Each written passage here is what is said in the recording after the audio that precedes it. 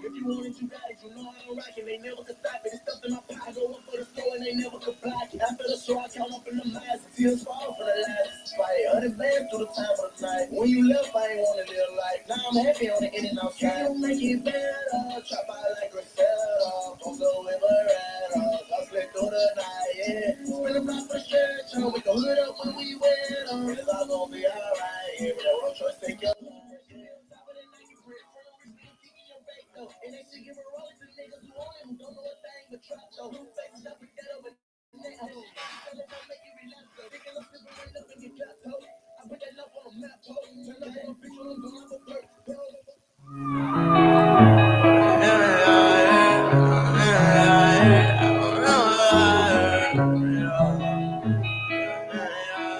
I'm always do. If you want it, you got it. You know I don't rock it. They never could stop it. It's stuff in my pocket. I go up for the store and they never could block it. After the show, I count up in the miles and tears fall from the lies despite 100 bands through the time of the night. When you left, I ain't want to live life. Now I'm happy on the in and outside. Can you make it better? Chop out like Griselda. Post up with Berettas. Hustling through the night, yeah. Spin the block for the stretch. Wake the hood up when we wet and it's all gonna be alright, yeah. When that road choice take your life, pressure be on top of that Nike print. Friend on rich niggas kicking your bake though. And they should give a roll to niggas who own it, who don't know a thing but trap though. Blue faces, I put that over net. That shit that we selling up make you relapse though. Thinking I'm slipping, run up and get clapped though. I put that knife on the map though. Turn up on a bitch when I'm gone off a perk. That hoe gon' fuck on the fast beat. Been behind me, do the dash, keeping up in the vert. You get jacked out your shit, you can't text me. Pussy niggas throwing shots, ain't at me. Dropped up, tell a nigga get at me. Tough love for a bitch, won't trap me. Pay for the body, then I give him the Mac free. Got a pound in the car, I'ma smoke on that. Left the stay for a show and I'm coming back. If he say he won't smoke, ain't no falling back. Want a bitch for the play, I'ma blow the strap. He ain't using his head, put it in his lap. He ain't bought it, could tell that he only rap. I just put 40 bands inside the trap. Every manifestation I'm calling real. Gang. Now can you make it better? Trap out like Griselda. Post up with Berettas. Hustling through the night, yeah. Tell Jill bust a right, yeah. Hop out gun flames through the night, yeah. You know I'm rocking, you know that I'm with it. You loyal to me, I make sure that you get it. If you want it, you got it. You know I'm rocking, they never could stop it. It's stuff in my pocket. I go up for the store and they never could block it. After the show, I count up in the miles and tears fall from the lies despite 100 bands through the time of the night. When you left, I ain't want to live life. Now I'm happy on the in and outside. We gonna throw it out, watch you come back. Got a whole 100 racks in the D or a bag. Count up that money, I run up the sack. Born on the jet with an illegal strap. That shit that they talk, I can tell you is cap. Up off the X and I only took out. Stay in the jazz, I fall back from the town. What I have in my way, I'ma pay out the staff. I feel like it ain't no bitch I can have. Selling wearing boot with the fur like a bell. Balenciaga, that Gucci and Prada. I got on our 3 and I bought several pounds. When it's up, we'll be sliding and ducking from 12. Time wise, clockwise, I never fail. Ain't no slacking, we hustling, we on it for real. We don't give it, we take it, you know what it is.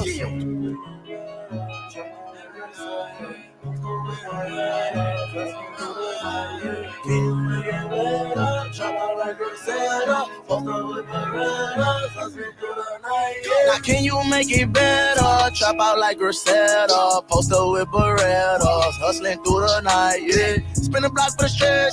Wake the hood up when we wet and it's all gonna be alright, yeah. When that wrong choice take your life, yeah. Be on top of the Nike print. Friend on rich niggas kicking your back though. And they should give a roll to niggas who own it, who don't know a thing but trap though. Blue faces, I put that over net. That shit that we selling up make you relapse though. Thinking I'm slipping, run up and get clapped though. I put that knife on the map, ho. Gang.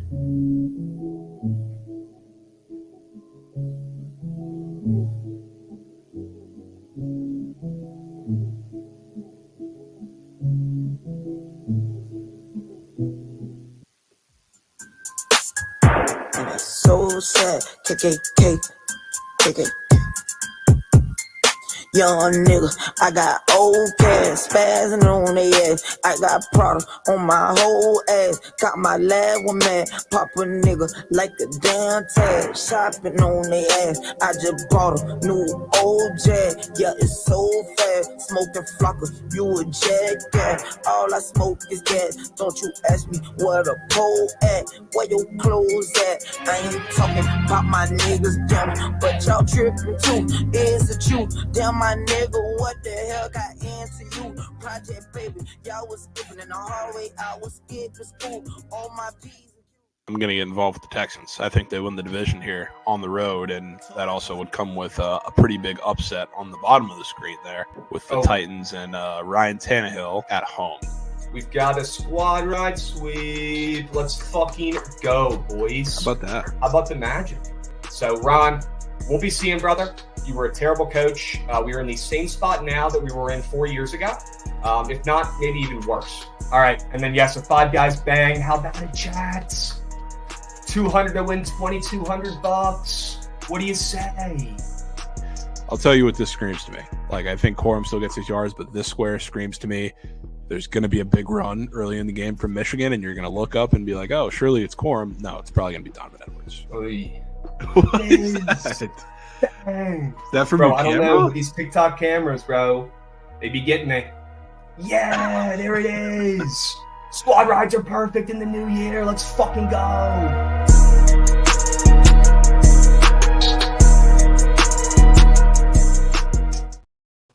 What's going on, chat? Happy BTL Thursday, episode 406 piece. As always, hold the fry, joined by your two hosts, Krabs and Javon, presented by Pickett Sports. If you guys aren't tracking your bets on Pickett, what are you doing? You probably didn't see, what was my card yesterday? 5-2 card on the Pickett Sports app yesterday, all tracked. You can get notice on there. You get the first, notifications about the plays being locked in, folks. Don't you want those? You get them before the lines move and groove, right, Javon?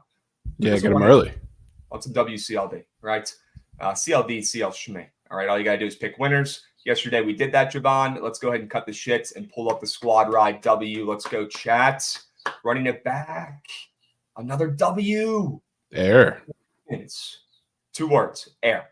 20 wins on the new year, Javon. I mean, what more could you ask for from the squad rides, right? It's 27-2. What more can it do? I mean, we're asking it to be LeBron every single night, and it's living up to the hype. It's unbelievable. Yeah, that's what we love to see. Shout out Auburn. That was a crazy game. Sure. Can we get a goddamn War Eagle?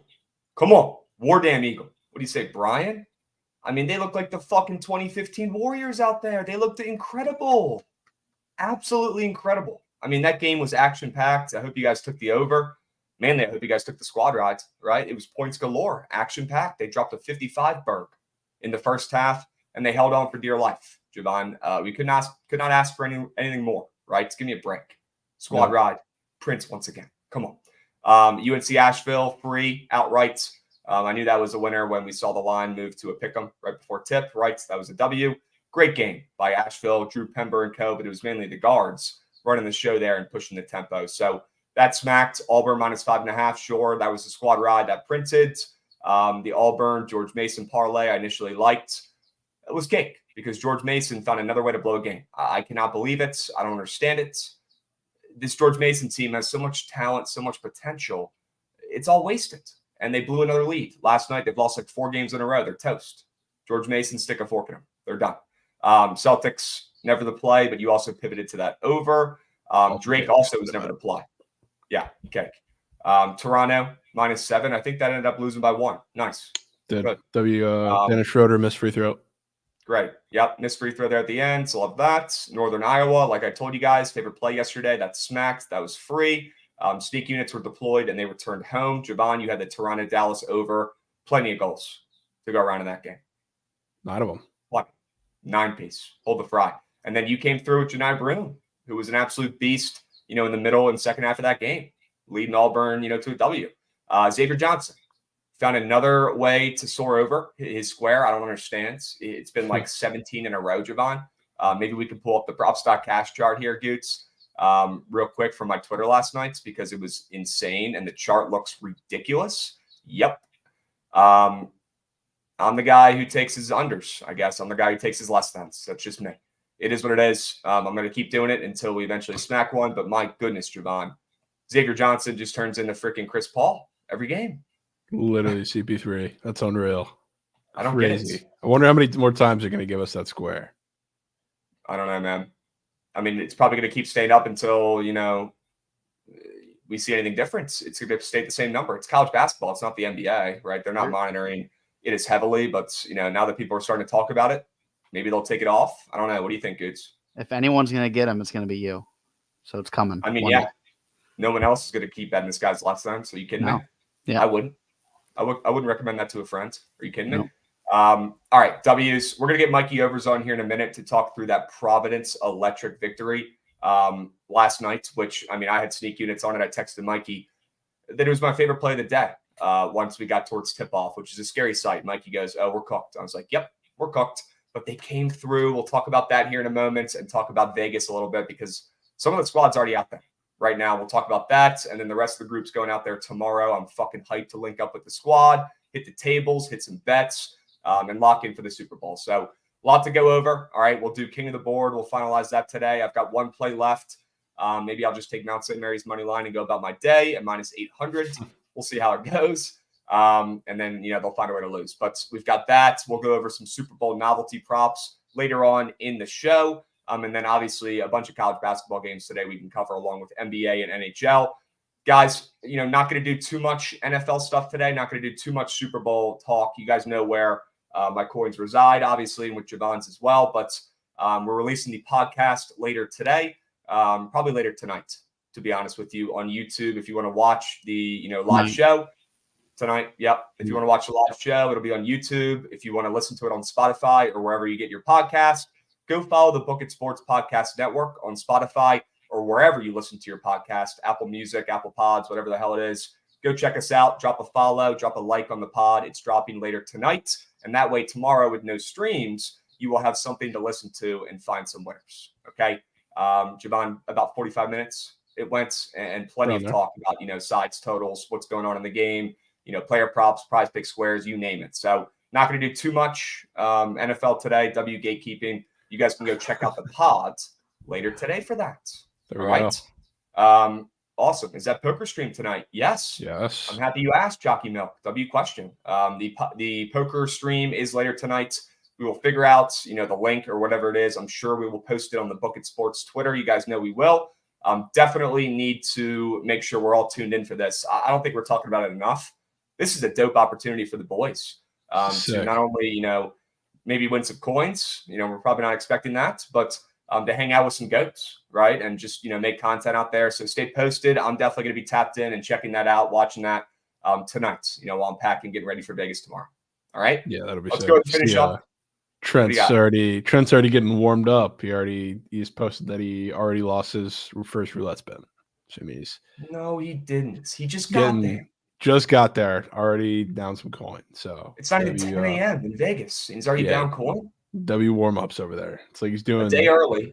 It's like layup lines of losing coin. Oh man. It was like watching Janai Broom try to make those layups in the first half. I was getting so mad watching that at the beginning of the game. Literally so bad. Absolutely brutal. All right, let's finish up this recap so we can get Mikey on here. Okay. We did the Sharp Report. We did the squad ride. We got to be W transparency, host here and go over the terrible prize picks entries we had because we don't want to gatekeep anything from you, even if they're losers. Look, it was absolutely never waiting past the first window of games, unfortunately. No, as a matter of fact, it wasn't at all. And we got absolutely crushed on prize picks yesterday. So here's what we're going to have to do. Towards the end today, maybe we will craft up, some sort of NFL nuke piece, some sort of BTL prize picks entry. I don't know, but we need something because I've been leaking coins on prize picks and we got to hit them back. We got to get our lick back this weekend. And what better opportunity than the Super Bowl, right? So let's lock in, Javon. I'm sure we can craft up some sort of slip towards the end. But first, before we bring on my guy, Mikey, Goots, I'm trying to get mad real quick. Can we go to the steamed crabs?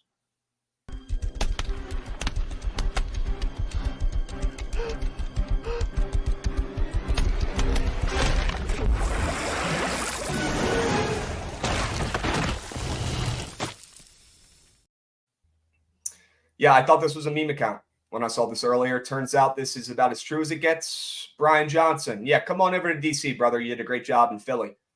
What is going on? Are you kidding me? Is this the weirdest staff ever assembled? Javon, talk me off the ledge like you talked me off the ledge with Cliff. I don't know if it's going to be possible this time, though, brother. I don't know. How is it not possible? Like, he's not a great coach, but he knows the Eagles, and he knows everybody in that division. I feel like that's not terrible, as long because he's not the guy.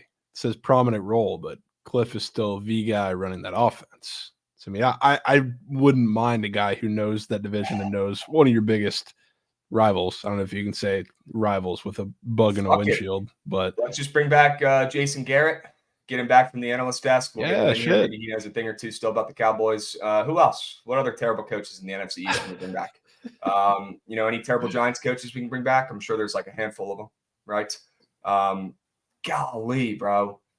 It's not like he's calling the plays. It's not like he's calling the plays. Yeah, but he's going to have his little puppet hands all over the fucking play calling. He's going to have his opinions involved. I mean, you saw what he did to that fucking Philly offense last year. Brutal. Terrible play calling. Toxic. I don't want anything involved with that. Or this Philly guy. Nothing. I don't get it. Sure, he knows stuff about Philly. Philly stinks. We don't got to know shit about Philly. Philly stinks. What do we got to know about them? Dudes, you're telling me you saw what happened with this Eagles team last season, and you're like, yep, go ahead and bring over Brian Johnson. That should help. This guy stunk it up in Philly after a great year 2 seasons ago going to the Super Bowl. I don't know, man. Look, I can get bought in on Cliff maybe down the stretch here. At least I'll get my mobile QB, right? But bringing in Brian Johnson, I don't know.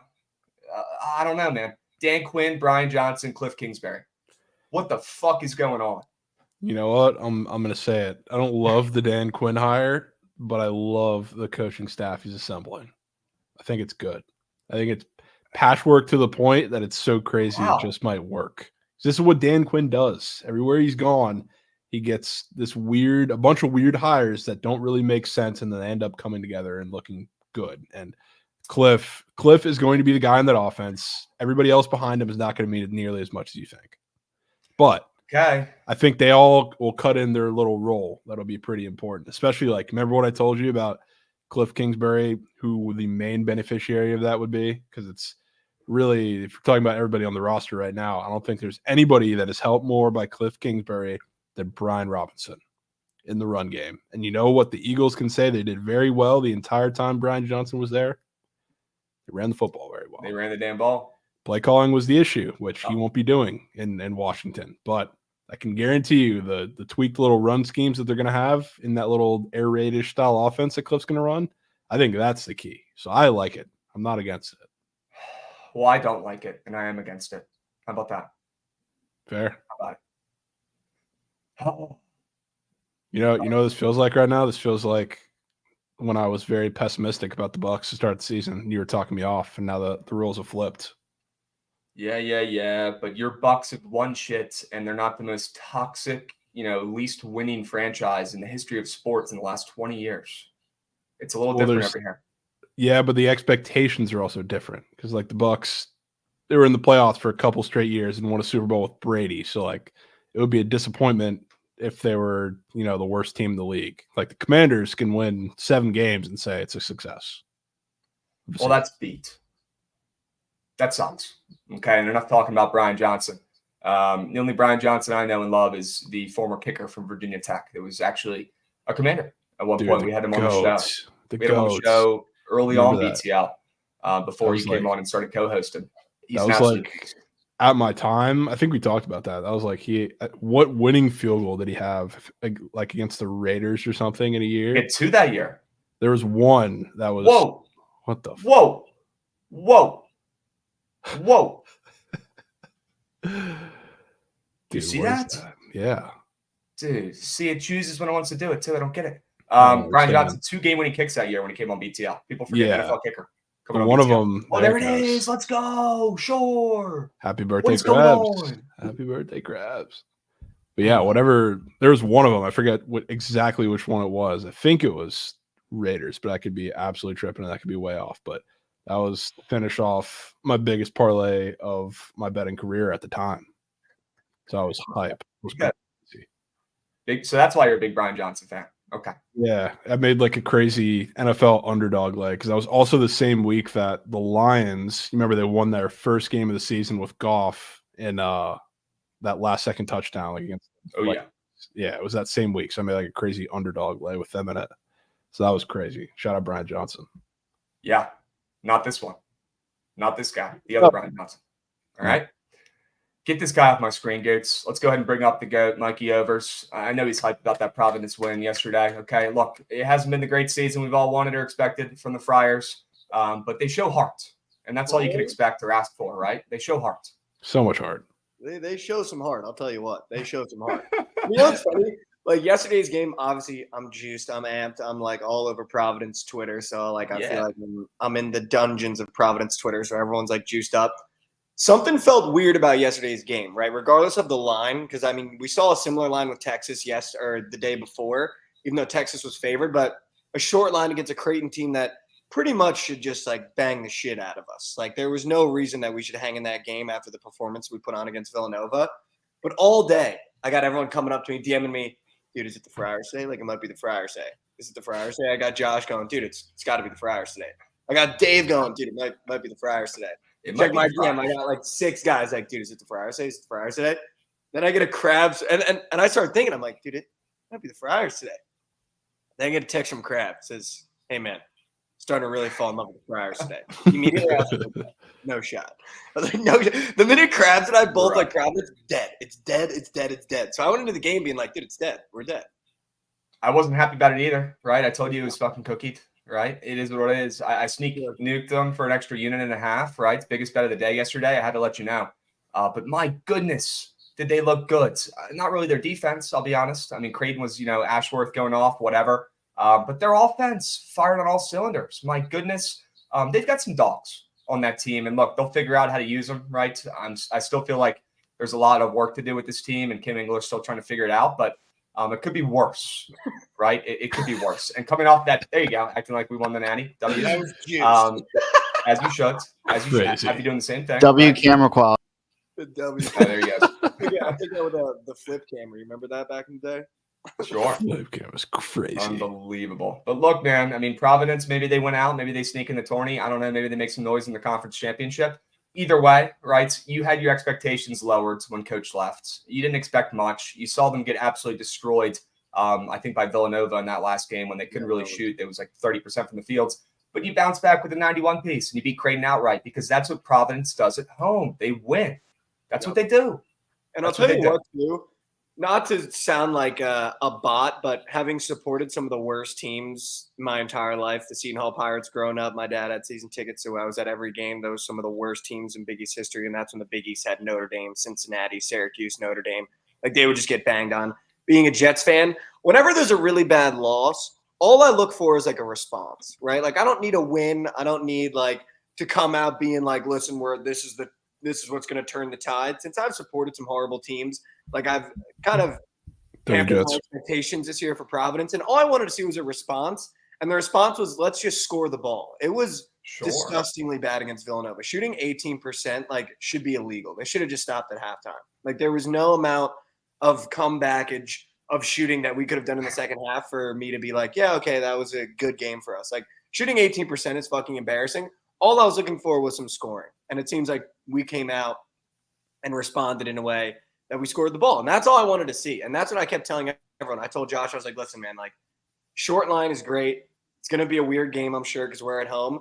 But we're going to go through these 5 to 8 minute scoring droughts where if Creighton can just put the ball in the basket, like, we're going to lose by 15, 20 points. That's just like the reality of it. And to their credit, yesterday, we didn't go through those scoring droughts. And this is like the team that, when you look at it, when you say that could do some damage in the conference tournament, could possibly, if we make March, do some damage. It's if we score the ball like this.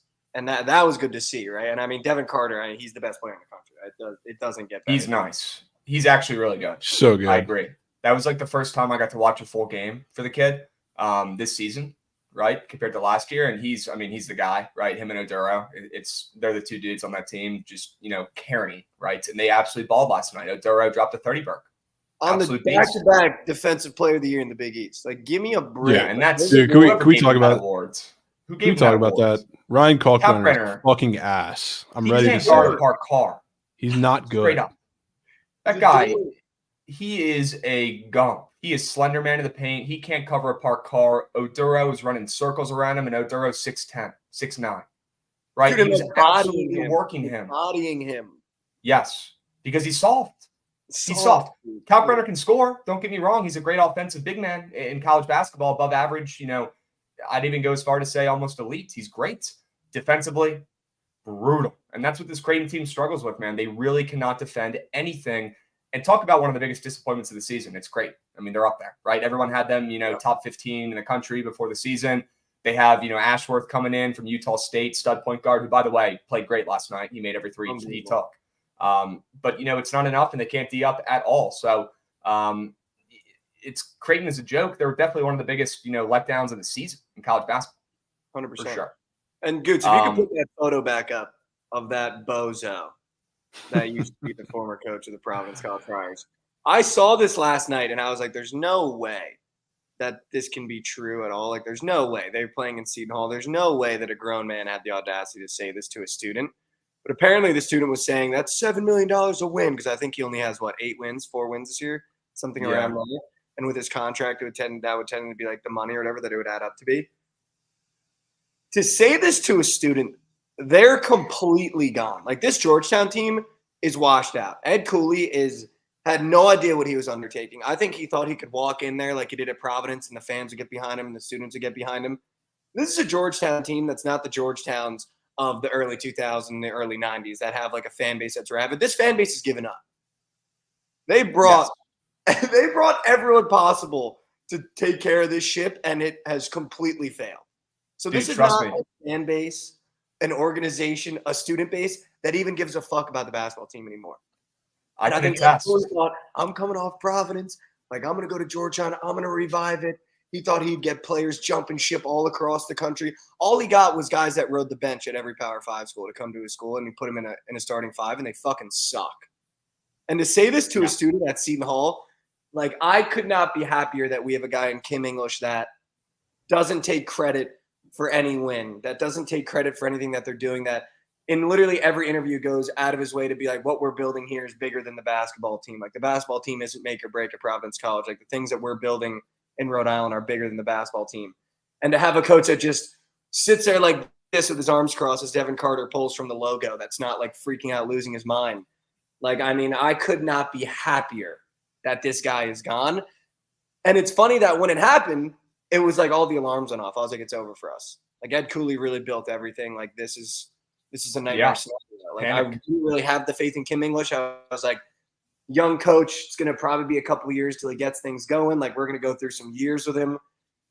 Started playing players one-on-one to keep him out of the portal. Like, you really saw the kind of guy he is. And then just to see the fall of Ed Cooley as he's gotten to Georgetown has been, I mean, just as a Providence fan, it's been amazing. Not to be rude, but it has been phenomenal. And look, I don't blame you. I found myself rooting for Providence more after watching that doc, right? Look, Ed Cooley, not the greatest guy everyone thought he was, with comments like this. If anybody in chat has seen that documentary, I know it's probably off YouTube still right now, but trust me, if you watch that, you will probably agree that this comment was made, okay? Because he says some things they are just off, right? Like, he thinks he's him, which he is him, okay? He's a great coach. He built up the Providence program. Sure, tip your cap. He did his job. But the guy thinks he, is walking on the clouds, right? He thinks he's God himself. He's telling guys that would annoy me. That would annoy me. Up. Did you see that video? Crazy. Did you see that video? No. Dude, focus in the huddle. Focus in the huddle. Like, dude, what? He's a fucking third grade teacher. Like, what are you doing? I'm with you, bro. I'm with you. Real quick, before we get you off, I do want to talk a little bit about Vegas because we're heading out there tomorrow. I know you're fucking hype, Mike. What are we playing out there? What table games are we hitting? Are you blackjack guy, simple, or are you a weirdo that likes to sneak off in a baccarat by yourself, solo? Like, what is the move here? What's the vibe? So I'm a roulette guy because I get really self-conscious at blackjack because I know there's a certain way you're supposed to play, and I'm not smart, so I never play it correctly.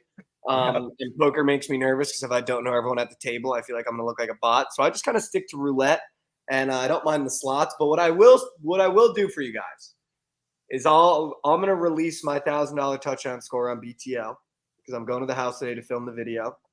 No way. I already have the player. No way. It's going to be placed for me by our Sir Frudenberg today at the book, and then I'm going to Venmo him once we get there because I just want to make sure the line doesn't move at all or because it's already dropped 5 and then went up 5 in terms of the odds. But I will be placing $1,000 on Deebo Samuel to score in this Super Bowl. I feel like I did the lab work. He hasn't scored in the playoffs this year, hasn't scored in his past 3. I feel like when you look at this Chiefs defense and the things that they're going to try to do, obviously you're going to want to take Deebo Samuel out of the game. You're going to want to take guys like Christian and Deebo out of the game. But I feel like the emphasis is going to be so heavy, so heavy on just taking Christian McCaffrey out of the game that there's going to be a chance for Deebo to score. And if there's a guy that I can hang my hat on, it was either going to be Pacheco or Deebo. And I came down to Deebo because I love that he hasn't scored in the past 3. I love that he didn't score in the last Super Bowl that he played in. I just feel like this is going to be his bowl. I just feel it. Dude, in the air. I am so in. I mean, I've been talking about Deebo all week. I'm in. I'm tailing it, not for a rack. Okay, you're ballsier than me on that, but I will tail 100% when we get out there. That's like all I'm playing. Like I'm going to have $100 on a side, but really my biggest nuke is going to be a touchdown score. Like I know Trent's going to have a bunch of money on a side. I'm sure you guys are going to pick a side and drop a lot of money. But I was like, I just want to be like, not different, but I want to have like a different sweat. Because sweating the Ravens when I had a rack on them was like amazing, but it sucked because they fucking suck. And I was like, like I really just want to be like, I want to splooge if someone scores a touchdown. Like I really just, and it was like Deebo has been my guy all year. I've one-gamed him twice. He's come through twice. So it feels like the perfect way to send him off is like just drop a rack on him to score a touchdown and just. Wow. 100%. 100%. Javon, you're balled in, huh? Maybe not as much as me. I've been talking about it all week, but you bought in? I'm a little bought in. I'm not dropping racks on Deebo to score, but all right. Get with it. I think he's going to rush one in. I'm telling you right now. That's what I think too, Crab. He's going to rush one in. He's going to steal one from McCaffrey, and he's going to shaft Trent on that $1 million entry. I've already seen it. Krabs, that is exactly where – dude, I literally have dreams about it now because it's already in my head, and I'm not even – 2 days ago in my dream, it was a rush. It wasn't a catch. It was a rush. Dude, I'm telling you, he's getting 5 rushes in this game. You're going to see things you've never seen before drawn up from Shanahan. One man, one game. One man, one game. All right, Mikey, you've got your largest bet on a player ever in person, right? Largest physical ticket you're ever placing in your life in person on a player, and you're going Deebo Samuel to find some pay dirt for $1,000. Okay, sure he can.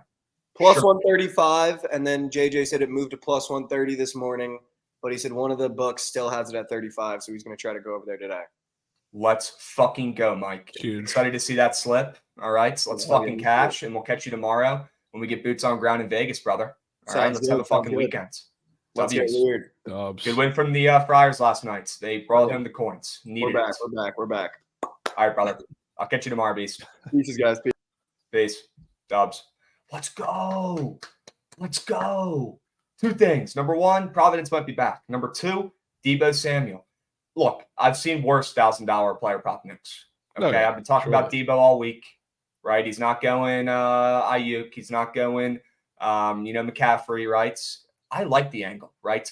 I don't love a lot of points in this game. Like I'm not excited or sprinting to the books to take, somebody to score. But if I was and I had to, that would probably be the one. I'm in. Fair enough. I'm in. That plays. I'm telling you, man, Deebo is about to go bonkers in this game. He might pass, run, and catch. He might play QB. Okay? Little triplet. A little 3-piece. Hold the fry. All right, chat. Let's get into some winners for today. All right. I still want to go over some of these novelty props later in the show. There's about a bazillion you can bet on a bunch of different books. It's actually insane and a little bit overwhelming, but we're going to give you guys some reads there. But like I said earlier, if you missed it, we are releasing the BTL exclusive pod number 2, going over the Super Bowl preview. Okay, later tonight, there will be a video on YouTube you can watch. Please go subscribe to the YouTube. It's free. Okay, and drop a like on the video. Please, please, please, if you want us to keep doing these. And then we've got the pod being uploaded on Spotify and wherever you get your podcasts later tonight as well. Good. 8 p.m. Eastern. Ooh, sure goods. And you got that note I sent you yesterday? It was giving me some trouble when I sent it over. I got it. I got it. Yes, sir. Let's go, chat. Who's going to check that puppy out? All right. Dude, can we just skip right to cut the Littler being on the Prize Pick squares, man? Look, man, I've been cold on the Prize Picks board. I had to go back to my roots, Javon. I really did. I had to go back and keep it simple, right? Sometimes you try to do too much. Sometimes you try to, pick angles in games you like, pick guys in games where you see overs, you pick guys on teams you think are going to win. I've been getting too cute. Okay. I need to go back to my roots, Javon. How does Krabs hit Prize Pick squares? what do I do? Okay, I'm not going to be living in the app like Javon, finding these sharp angles, using my sports brain as much as he does, right? That's not me. Why force it? Why not just pick the nastiest fucking square on the boards that we all know isn't hitting and fade that shit? Keep it simple. Let Prize Picks do the work for us, and they're doing some serious work putting up this crazy combo. I mean, I'm going to be the only person on earth with a less than with this square, and that's exactly where I want to be. Exactly where I want to be, Javon. Littler and George Kittle, less than 7.5. 180s thrown. Do I know what those are? Nope, doesn't matter. He's not getting it. Plus receptions. Keeping it simple, brother. Do you want me to tell you what they are? Goots, get involved, brother. I know you're our dart sharp here. Okay, what do we got? You know what a dartboard looks like? Can you picture that in your mind? Goots. That's crazy. Yes. Crazy. Yes. So number 20 in the top center of the board. If you hit the triple ring 3 times with your darts, that's a 180. What's the triple ring? At the top? No, the top is double. In the center. The 20. The center ring.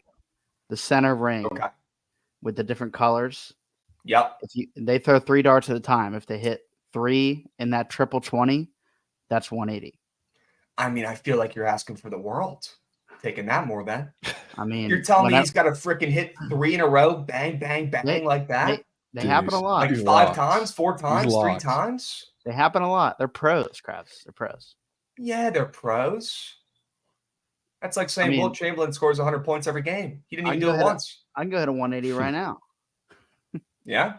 Yeah. Good start. Let's go see it. Move that camera over. Let's see it. It's just plugged in. I'd have to fucking... Yeah. Oh, it's plugged in. All right. Yep. All right, Goots. Well, I appreciate the rundown. And I would not have guessed that. So W's, and now I know what a 180 is, and he ain't throwing it. Okay. What do you think his line is, base? Maybe it's even up on Prize Picks. We can probably look, right? Definitely. Yeah, let's see what he's at. I think it was at like 2.5, 3, because I think we faded it maybe last time. Kind of 3 or 3.5 kind of sounds right. He went off last time, so they might have bumped it. Who knows? Are you taking a peep? I'm also getting in there. Let me scroll over to the darts board. Yeah, it's 3.5 rumors. 3.5 rumors are confirmed. Okay. There it is. There she blows. Anybody in chat capping this? Anybody check props.cash to see what he's done in his last 10? Let me know.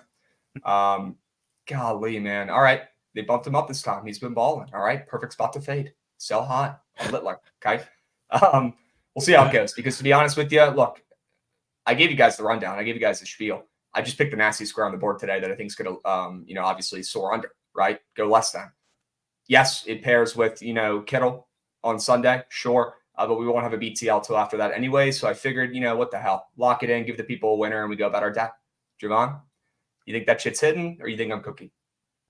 I really couldn't tell you. I mean, I definitely like Kittle, but he's probably going to hover right around his number. So might come down to Luke Littler. And that little fade there. So 4 is a lot. The streets are saying 4 is a lot to hit. That's what I was saying too this morning when I was crafting this up. That is a lot. Okay. I don't know, man. You think he's getting 4? I doubt it. We'll see how it plays out. Chat, let's hop back to the sharp report here and go over the rest of the normal plays. I'll get it kicked off here, Javon, and then we will wrap around, do a little snake draft. Robert Morris, -2.5. Okay. I hate betting on this team, and they have been, fake sharp at times this season, but I've stayed off them recently because they kind of stink, but I cannot resist in this spot, Javon. They're playing a Green Bay team that already smacked them up this season. Green Bay, who's 15-9, typically one of the worst teams in college basketball, and they've won 4 of their last 5 games. They're on a nice little 3-game win streak. They just blew out IUPUI, but Javon, you and me could go out there and beat IUPUI 2v5. Not impressed. They're coming off a 23-point win against them. Robert Morris, sure, they just beat Detroit Mercy barely by 7. That's kind of embarrassing, to be honest with you. Probably should have been by more. That team still has not won a game yet this season. But look, the spot is ridiculous. I like the way the line's moving from -1 to -2.5. And it's still moving and grooving as well. So I'm going to back Robert Morris in game 2 of this matchup, right? They've already lost to Green Bay. That line is weird. I can't ignore it. Give me Robert Morris at home. Okay. I could be in. It's a nasty little game there. Classic grimy slate play. Not as nasty as the who is it, man? Lemoyne. I think Lemoyne plays in the worst game on earth. Yeah. That's going to be absolutely insane. That's must-see TV, folks. Don't miss that one tonight. Okay? Yeah. Absolutely.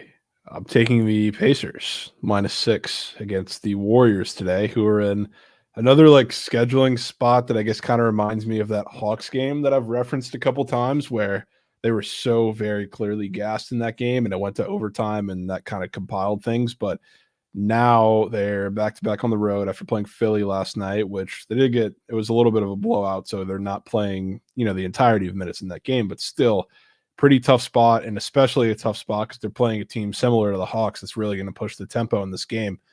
So why they've been so successful the last couple of games is because they themselves have been playing a lot faster, and a lot of that has to do with who they have in the lineup with Wiggins playing and Draymond, and they haven't been shooting the ball well, which is why they've been having to play a lot faster. So now they're going to be playing a Pacers team who is going to make sure that they are on a back-to-back running this entire game. And you would think that a team who, defensively doesn't put up many numbers that impress you in the Pacers because they play so fast is kind of this really bad perimeter defense. Like, I don't know, the Kings and a lot of their numbers would indicate they're not. So like you're going to see a little different of an approach from the Warriors. And I think they're going to come out and shoot tour dates, and they're going to have to slow the ball down a little bit, which I don't think is good for, the way they've been playing lately, because that's not how they've been finding a lot of their success offensively. So I think there's definitely a reason why this line is as large as it is, even with them coming off a back-to-back, and it's going to be because Pacers are going to dominate this game. Okay. Talk about UAB as well. Just go ahead and fire that puppy off because I am also on them. Love the spots for the Blazers at home here. What do you like about them? Yeah, so I mean, they're after that first game was very deceptive because I think it was 86-73, lost by 13. I think that spread was just within 10, maybe 9.5, 8.5. I could be mistaken, but didn't cover that game. But from watching that game a little bit, they did actually hang pretty well with the size inside. With a lot of that had to do with Big Vlad, so they really didn't let him get much easy in that game, and it was a lot of just a John L. Davis masterclass, and also UAB did not shoot the ball very well at all. A couple teams really in that conference that their home road splits are very, very prevalent. So if FAU going on the road, they have a lot of bad losses there this season, a lot of pretty flat performances, and I'm going to lean into that once again because UAB is definitely in a tricky spot. It's a team who's been there before. They got a couple vets. They're going to get it done, and FAU just has not been able to do it out on the road. So I'm going to say that's going to happen again today. And yeah, we're surely going to talk about the Colorado game as much as I hate it today. I don't know if you've seen that line. Oh yeah, we're going to talk about that. I try to keep them out of my sharp report because look, every time I bet on Colorado, I lose coins. I'll keep it, as clear as that. I don't know what it is. Maybe it's, the betting gods smiting me for chirping Dion. I don't know. But every time I bet on that team or bet against them, I lose coins. So yes, I'm with you. And we could definitely go over that more in depth, when we get to that game. But yeah, big old spread. Massive Big old spread. Yep. And also Arizona State stinks. So I want that on record as well. Sorry, Goots. But they are bad. Okay. Whatever team you saw a month and a half ago, they're gone. Yeah. They're out of here. They're gone. Okay. UAB, I'm so with you. Look, FAU starting to pick up traction again, right? I know they had some pretty bad losses. Every game they played in pretty much early on in the season was super, super close. Pretty weird, right? After seeing them go to a Final Four. They were the Cinderella story. They did what St. Peter's couldn't do, right? And FAU pretty much returned everybody, and they have a great coach. And everyone's like, where's coach going, right? Dustin May, I believe is what his name is. And he ends up, re-signing that fat extension. Good for him. He's staying local, staying loyal. Good for him. Love that shit. But it just hasn't looked the same this season for the Owls. It really hasn't. And UAB, has not had the best year either. And they've lost a lot of studs from last season, right? Including Jelly Walker. But they're starting to pick up some traction, and I like this spot for them. Overall, they're playing better in 2024 compared to early on in the season, and they're coming off a loss at SMU. So I think they bounce back here at home. I think we get their best, and I think FAU is fraudulent. It's more of a fade on them. Sure. I'm with you. All right. Give me UAB and the Blazers at home, Javon. FAU 2-8 in their last 10 on the spread. Pretty insane. Gosh, man. They are not good. So they are 5-6 on the spread on the road this season too. I thought it'd be worse than that, but they also have not played that many, tough road games. So this might be their toughest one yet. We'll see how it plays out. Could be. Right. We'll see. Can I take you to Utah Valley? Take me there. Double Utah.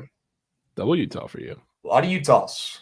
A lot of Utah's going on. Yep, we'll keep it over in that state. We'll keep it simple. All right. Utah Valley played against Tarleton. And I think I said on record on BTL last week I was not going to fade Tarleton anymore. Well, I'm doing it again. Oops. Let me fade the Texans here. Give me Utah Valley in the spots. They're 9-13. They're laying 3.5 on the spreads, and they're playing a Tarleton squad who's 15-7. And, by public perception, at least, they are much better. But I will say this Utah Valley team, I think, is a little bit better than their record, too. They showed some heart this season, and it's not a great matchup for Tarleton, right? Utah Valley is very big. A couple of their best players are, big guys. They got Stone Carewell, who is their best player. Toulson as well. He's a guard, but they got Dorius, in the paint, who's a big guy too. I think it's going to be a tough matchup for Tarleton, who, relies a lot on Smith, who's their best player, who's also a big man. He's going to have a tough matchup, and I don't see him getting going in the spots on the roads. And I also thought, obviously the spread is weird as heck. So we bet lines, not teams. It's a good sign, also knowing basketball brain-wise that it's not a good matchup for Tarleton, a team who plays much better at home as well. I think their best player, their big man Smith, is really going to struggle against this pretty, large Utah Valley team. I could be in with that. I could so be in with that. I don't like fading Tarleton either, but I might have to do it. I know it is what it is, right? I feel like they never get line respect, but I'll take one more stab at fading them with this ridiculous line. I mean, look, if it was a pick 'em, I'd probably be off, but the steam moving from 2.5 to 3.5, we'll see where it even closes. If we see a 4, God forbid, might have to put 2 units on them. But Utah Valley, one of the weirdest lines of the day, have to lean into it, and they're a favorite for a reason. Great matchup. Let's see them get a big time win. This team's underrated. Surely. Take me to the other 5.5 home dog. Yeah. Let me take Utah. I didn't know if you were going to put that on your card too. I'm hoping you like that play. Yeah, right? So Utah at home against Arizona, but it's against your Arizona boys, who I know we like taking. Utah at home, they're a wagon. We know this. It's night and day how they shoot at home compared to on the road. They're like a completely different team. So I feel comfortable backing them here against Arizona. And we know Arizona, they don't usually win with defense, right? They're usually winning, with that elite offense that they have. And I think Utah can keep up the pace here at home. I think it's a great matchup for the Utes in this spot. And I'll grab the points and fade a ranked team on the road here. Really underrated, tough road spot heading to Utah. If you ask, the average person who follows the sport walking down the street, if this is a tough game for Arizona, they'd probably say no. They're playing Utah. I've never heard about Utah, right? They're not good. Sneakily, one of the toughest places to play in the country is at Utah. And that crowd's going to show up here in a big game, probably the biggest game they've had at home this season. Must win for Utah. This team is underrated. They got a veteran squad. They play much better at home. Like I said, they shoot the lights out in their arena, and they're going to do that again against Arizona and that moose shit. Let me repeat that again. Moose shit perimeter defense from Arizona. They are terrible.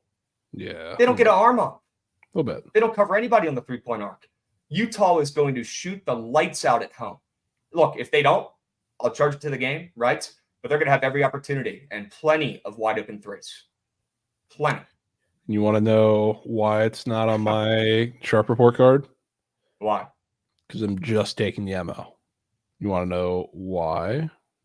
Because they're on the road this week twice against Utah and Colorado, I don't know if you remember that game, but Colorado was dealing with a couple injuries, massive spread. They lost by like 50. They're losing one of those games. So I'm just going to cut the shit and take the MLs. I'll take it tonight. If they win this game, figure out a way, they are losing to Colorado. It's going to be one of these 2 games. So that's how I'm playing it. Now, Javon, it's really going to come down to, how much these teams don't like each other. Yeah. Okay. Do you have any insights? Have you heard anything? Yeah, they probably don't like each other much. I'll tell you that much. But the game last year, I think, went pretty much the same way we're hoping it goes this year when it was at Utah. So we'll see. There's no way somebody actually typed these words out and hit the send button. Detroit Mercy ML's a good look. Aren't they like 20-point dogs? Could be some value.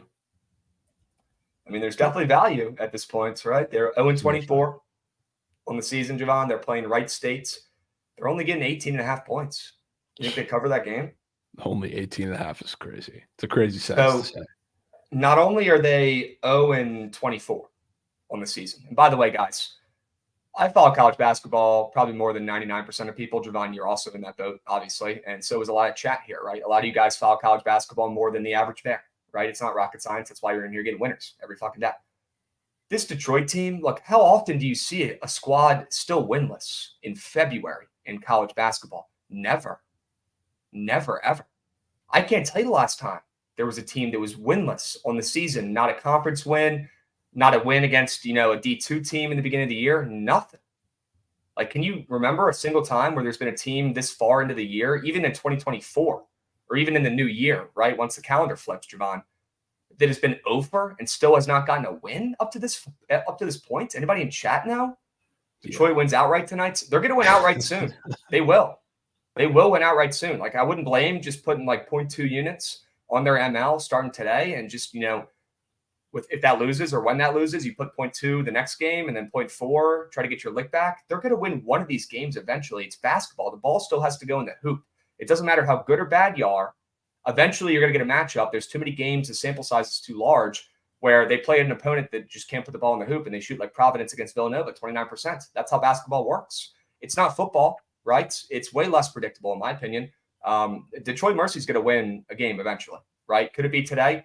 I would have guessed that spread against Wright State on the road was going to be in the 25s, 25-ish range. The fact that it's at 18.5 definitely makes me lean Detroit Mercy, a team who, by the way, 0-24 on the season. But Javon, 4-19-1 against the spread as well. So it's not like they're covering either. They're getting destroyed. Yeah, it's Moose. Am I talking myself into Detroit Mercy, man? We got to get this game off the screen. Get it out of here dudes, before I bet it. Might have to scrap Get it out of here before I bet it, please.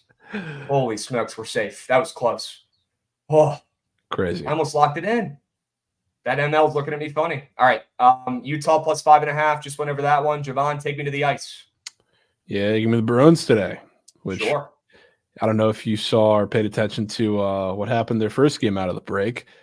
Possibly the flattest, most disappointing performance I've seen the Bruins play in quite some time. They got blitzed right out of the gate by the Flames, who were kind of right with the Flyers. I was debating which big dog to go with for that day, and I went with the Flyers, but they both won outright, so I was pretty simple there. But they got destroyed in that game. They looked like they didn't want to be there, and that's a Flames team that loves to ripple out a puck, and they had some new ads in that lineup that were giving them a little bit of offensive juice, and what do you know? They shit on the Bruins. And the Canucks, kind of the exact opposite. They're playing a team who came out at home in the Canes, and the Canes have been really fucking good, really the entire season, the last couple of years, looking for a really big start. Second half of the season, semi-cup favorites up there with some of the teams we expect to really make a run in the second half and blitz them too. Really clutch win kind of at the end there. So the Canucks, they've been that team kind of all season, but I think this is really tough coming out of the break to go not back-to-back in terms of back-to-back days, but right out of the gate, you go on the road to Carolina, pick up a win where a lot of teams can't do that. Now you got to go to Boston. When they're coming off a performance like that, super, super flat against the Flames, this just feels like a spot where the Bruins really pick it up in this game. They look energized. They come out and they really make it tough on that Canucks defense. And Thatcher Demko is amazing in net, but I think you're going to give them a little bit of trouble tonight. I think this is a big bounce back Bruins win at home. So I'm taking them. They're like minus 135. Okay. Back in the Bruins at home. Sounds like a successful recipe, Javon. All reliable. The Bruins at home. Have you been to a game up there at the TD Garden? You check that place out? No. It's pretty dope. Pretty dope. I told you I used to be a Boston fan growing up until I got bullied to switch over to the shitty teams over here in DC. So my pops took me up to the Garden at one point to go see a Celtics game when it was relatively brand new when I was a little kid. And I remember just being in awe. They had like crazy museums about the old, stadium up there, the original Garden that was sick. The floors on that court were very cool. And they made the floors on the new Garden as well look pretty fucking sick. That's a great arena. We need to get back up there. Gosh, Boston, really? Underrated sports town.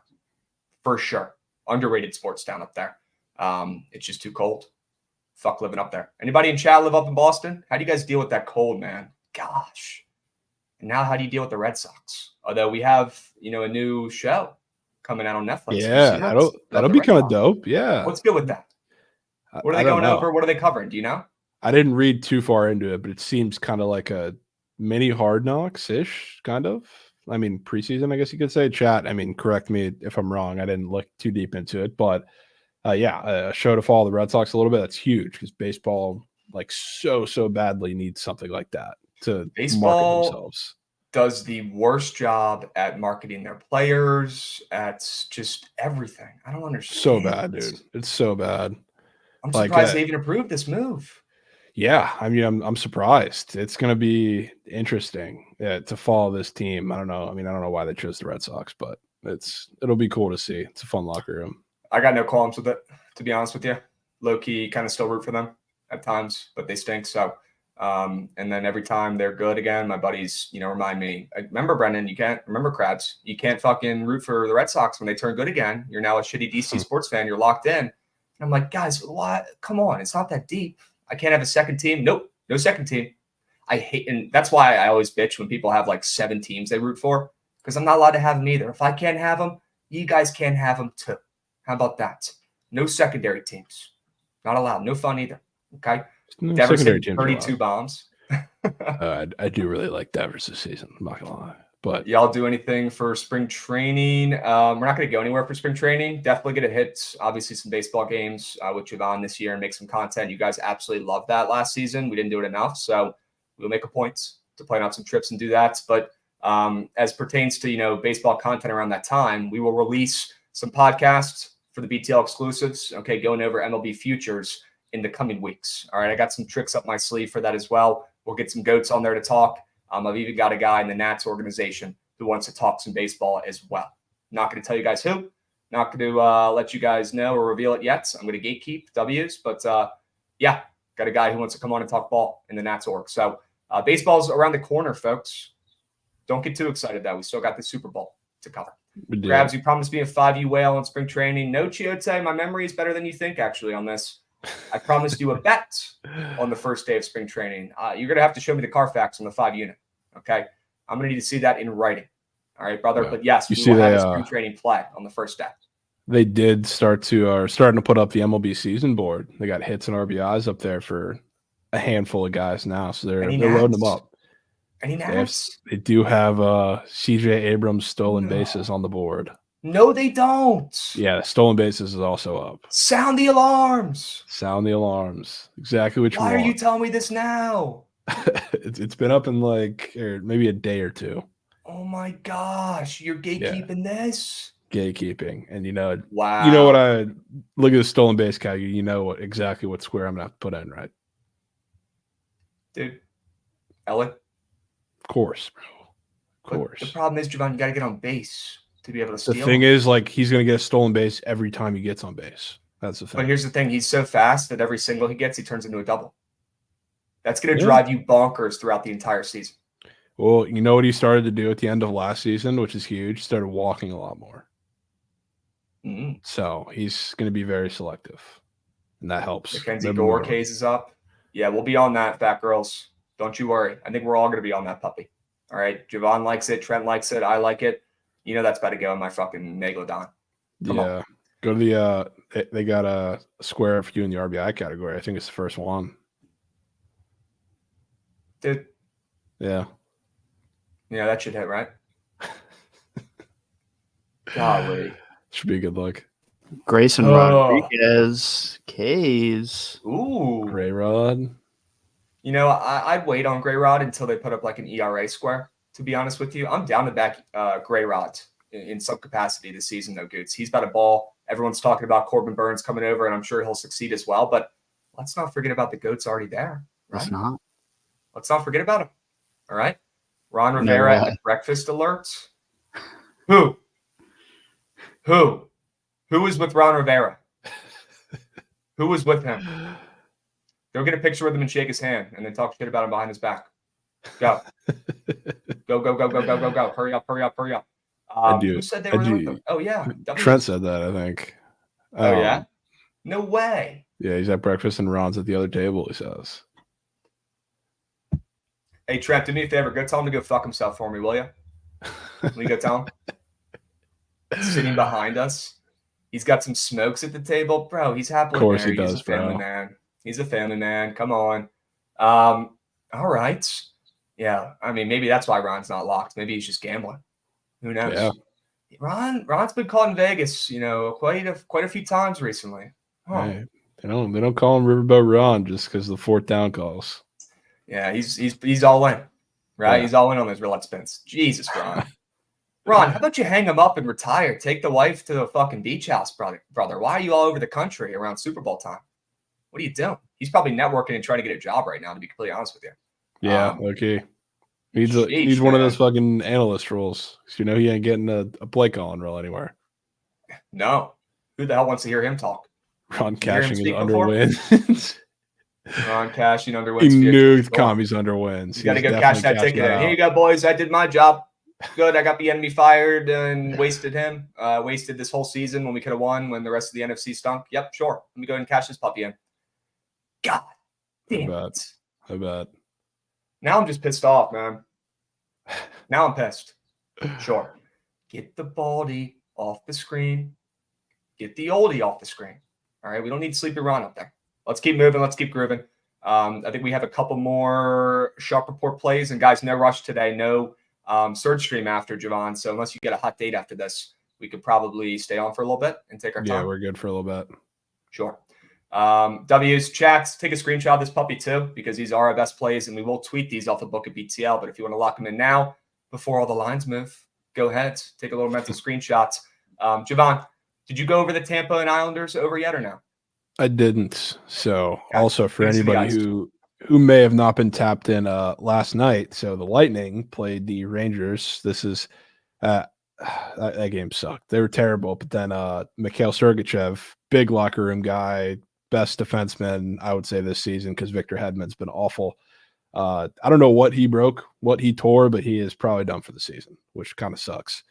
So I think not only are they kind of screwed today playing in a back-to-back off of that happening, but I think their season's over. I was kind of getting a little hope because they're playing well, really for like the 2 weeks leading up to the All-Star break, I guess you could say. Vasi was playing a little better in certain spots, but now I think they're dead. Which slight insert Penguins update in here because the Penguins are very dependent on maybe the Lightning falling off a little bit.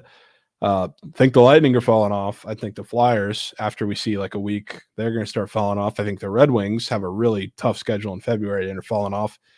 You know who slips in when all that happens, which that would be the Pittsburgh Penguins, who I don't know if anybody's looked at the odds, which odds don't mean everything, but I find it weird. Everybody always bitches about the Penguins. But ever since I took that future to make the playoffs, even though they've been super inconsistent, the juice has not moved down once. It's only moved up. Now they're sitting at a crisp -170 to make the playoffs, which is interesting. So I'm at a pretty good spot with them. I'm looking forward to them making a little push here, but I think the Lightning are pretty screwed. That's tough to say as a fan, but tonight they have Jonas Johansson in net, who's the backup, who whenever he's in net, they play a lot faster than they do with Vasi because they need to create chances. They need to create chaos.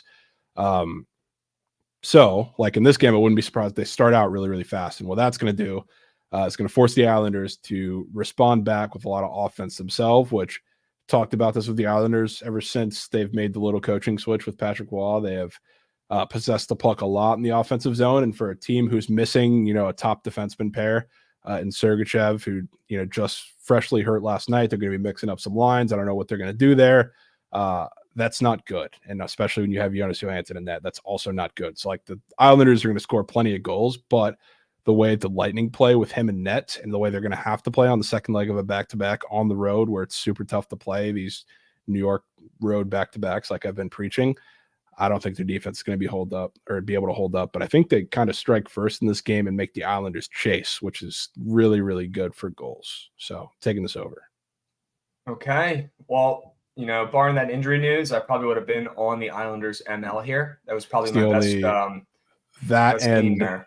That and the fact that I don't want to donate my units on the second half of the system after it already cashed its first leg. It's the only reason why I'm on the over instead of the Islanders. But I still think the Islanders win the game.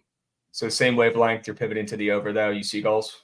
Okay. Yeah. And that is kind of a bad news spot, too, right? Their best player just got hurt again. And gosh. Well, it is a defenseman. So I guess you're kind of buying good news, technically. But I don't know. I think they're going to respond offensively with some goals because they know they have to get them. But I can tell you who's going to score one, maybe two of these, or maybe at the very least point. Matt Barzal is going to absolutely shit on the Lightning today. So like I'll be taking his over like 1.5 points. You can't get it on Prize Picks, but it's because like plus 160. But he's been dominant ever since the coaching change. He's been the guy. He is going to have a legacy game. Okay. You heard it here first, folks. Javon is coming in hot with the ice plays. He's got the Bruins ML, like you already talked about, and then the Tampa and Islanders over 6.5. And I think I saw this total open up at 6, around -110 both ways, at least late last probably night. because I would assume it moved up because of goalie announcement for goalie announcement. Okay. Yeah, because not that I don't think they knew that was going to happen, but yeah, Vasily's not playing second half of back-to-back. Okay. But Sorokin has been pretty good. I guess pretty tapped the last really week or so, including games for the All-Star break. So maybe a little surprising, but yeah, I think we see goals. The splits are actually really weird on this game. I didn't expect. This is like by the splits, I guess the sharpest over on the board, but I wouldn't really expect that because I don't know who really wants this under. But there's like 40% of bets, like 65% of money or something really weird like that. Which this over. It looks sharp as tack. 29% of bets, 59% of handle on the over in Tampa and the Islanders. Huh. Yeah, that's a little weird. But yeah, I'm fine leaning into it. What's up, N.Diab? How we doing, Beast? Any prize pick squares today, boss? Let me know. A couple W questions in chat. You guys are extra active today. Love to see it. Is there surge today? No surge snacks. No surge today, but we will stay on a little bit later probably and run an extended BTL here because we're taking our sweet time. We're talking about stuff going on in the sports world. We want to make sure we get you guys as many winners as possible because we don't have a BTL tomorrow. A couple other things if you join late. We do have the BTL exclusive pod number 2 dropping later tonight at 8 p.m. Eastern on Spotify, wherever you get your podcast. And if you want to watch the video of it, right, if that's your thing, you want to watch the live stream of it, the recording, it will be on the YouTube tonight as well. So please, please, please go subscribe to the YouTube and go give that a like. All right, we're trying to grow that page, and it is free. All right. Couple other things. I saw somebody went to the Bucks. Pat Bev to the Bucks. Pat Bev to the Bucks. That's crazy. Okay. Why? They need fucking defense. Even I know that. Why the fuck would the Sixers trade him to the Bucks? I don't know. Can somebody confirm? Wow. Looks like Pat Bev himself can confirm. Okay, sure. Dude, that's like the Bucks. One of their biggest weaknesses is perimeter defense. And why the hell would a even like without Embiid, a semi-contending team in the East, why would they give them one? I don't know. To be completely honest with you, I have no clue. But I do know that team needs defense like they need air, and that is a W for the Bucks, if I could say so myself. Yeah, that's weird. That's a huge move for the Bucks. It's no Daniel Gafford getting moved. It's no blockbuster. But it's Daniel Gafford with the Mavs that's going to be huge. If I hear one more person acting like everyone's acting like Daniel Gafford's about to be Shaquille O'Neal on the Mavs. No, so I see one more tweet about Daniel Gafford. Oh, it's a great system for him with the pick and roll with Kyrie. It kind of is. Daniel Gafford. Let's relax. I know, but it's Daniel Gafford. Let's relax. He's not Marcin Gortat. He's not the Polish Hammer. You know what I mean? Sure, it'll be better. Yeah. He'll play better, but let's relax a little bit. It's Daniel Gafford. It's also because the Mavs have needed a Daniel Gafford for a while. Like they've been stuck with Dwight Powell and Maxi Kleber for years, and like they finally got Lively, who Lively is definitely not the same as Daniel Gafford, more of a lob threat, and he's looked like Shaq in that system too. So I can only imagine Daniel Gafford is going to grub. All right, let's see it. Look, I'm a Gafford fan. That guy shows immense amounts of heart on the court. He's one of the only guys in the Wizards that did. So I got no qualms with him. I'm just saying let's slow our roll a little bit. I was not expecting to see all this Gafford love on my feed as a guy who, watches them almost every game. The effort's there, right? And sure, he's in a better system, better team. He should be playing better. You better in that system, right? With the amount of points that they score, you better get your numbers up. But guys, it is Daniel Gafford. Let's just relax. A spec. We can be excited, but let's be realistic, at least minimally. All right. Yeah. It's not like Gafford's going to be averaging, 18 points per game. All right. Maybe he'll have that. I don't need him to though. That's the thing. Set some big blocks or set some big picks, but I don't know. I think it's a little bit overrated. We'll see. Krabs out there. He plays better D and slightly worse on O. Yeah. He does play pretty good defense. I think it's more the love for the move is more Mavs need based than like everybody, I think, loving Daniel Gafford. It's just like especially like with that PJ Washington move too. They have been lacking size or anybody that's just comparable down low for so long, and now they've finally got that. Wow, there's moves today. We got moves. PJ to the Mavs for Grant and Seth and a first. Whoa. It's a great move for them. David Roddy Rich to the Suns. Blockbuster. Sure. Dude, that could be the difference. Grizz might not even have a team to field the rest of the season. Please tell me that David Roddy is an NBA player. Has he been doing his job? Is he getting better every day? Is he starting to impress a little bit? Is he decent? He's a bench player. He's playing, I mean, decent backup minutes. Can't say I've been too tapped into the Grizz because always been a David Roddy fan. Team. Yeah. I just got offered a trade on my fantasy basketball. Jaylen Brown for Tobias Harris. That's a no, right? I can't say I'm a fantasy basketball sharp, but probably not. I think Shaq could probably help us out, but I'd go ahead and decline that and maybe give your buddy a middle finger. We sent that offer over there. He wants to take Jaylen Brown from you? He's been kind of trash, but, I know, but it's Jaylen Brown. I know. You're getting fleeced, they're saying. No, I'm not. I'm not going to take it. I was just asking. It came across my phone. Good. Any fantasy questions are more than welcome. W Goods. Good work. All right. Let's hop right back to the Sharp Report. Let's close this puppy out so we can talk about some other games, other bets. All right. We don't have much left though, Javon. I think it's probably I guess it's just back to me. Yeah, I already talked about Littler and Kittle. Less than 7.5, 180s thrown and receptions. Okay, Jack, go ahead and lock that puppy in now. Is anybody crazy enough to take that with me? Only the crab stands are locking in that square with me. Maybe only a handful of people, but I'm telling you, that square is turning green. Okay, Javon, tell me about Draymond. Yeah, so kind of like I was saying with the Pacers there, it's a weird back-to-back game, and the thing that the Warriors kind of lacked in that game that was the Hawks game that I keep referencing, which they got it towards the end, but they're playing really fast, a lot of jump shots, a lot of contested jump shots. They're coming up short in a lot of them. But when their offense was at their best, Draymond was kind of facilitating the offense. And I think they know at this point, like in this situation, this game, they don't want to run with the Pacers for 48 minutes. And when that happens, when they slow the offense down, it's best to go through Draymond Green kind of facilitating, especially with Steph coming off of a pretty terrible game, you could say, for Steph. I don't even think he scored like double-digit points. So Draymond Green's going to have to do everything. So I think he's going to facilitate that offense. So it's where the assists come from, but also you have, the Pacers playing with a big and Miles Turner who likes to get out far from the rim, obviously, because he likes to play on the perimeter as well. So this just screams like a Draymond, like 9-9-9 type game where he's like just short of a triple-double. But I think he's going to have to get involved in every level of this game. So I like the rebounds and assists. Probably going to end up being a pretty court play today, but I really don't care. I think it's gotten bumped up quite a bit too. So could be a pretty good sign. Okay, sure. Paris Sportsbook or Caesars.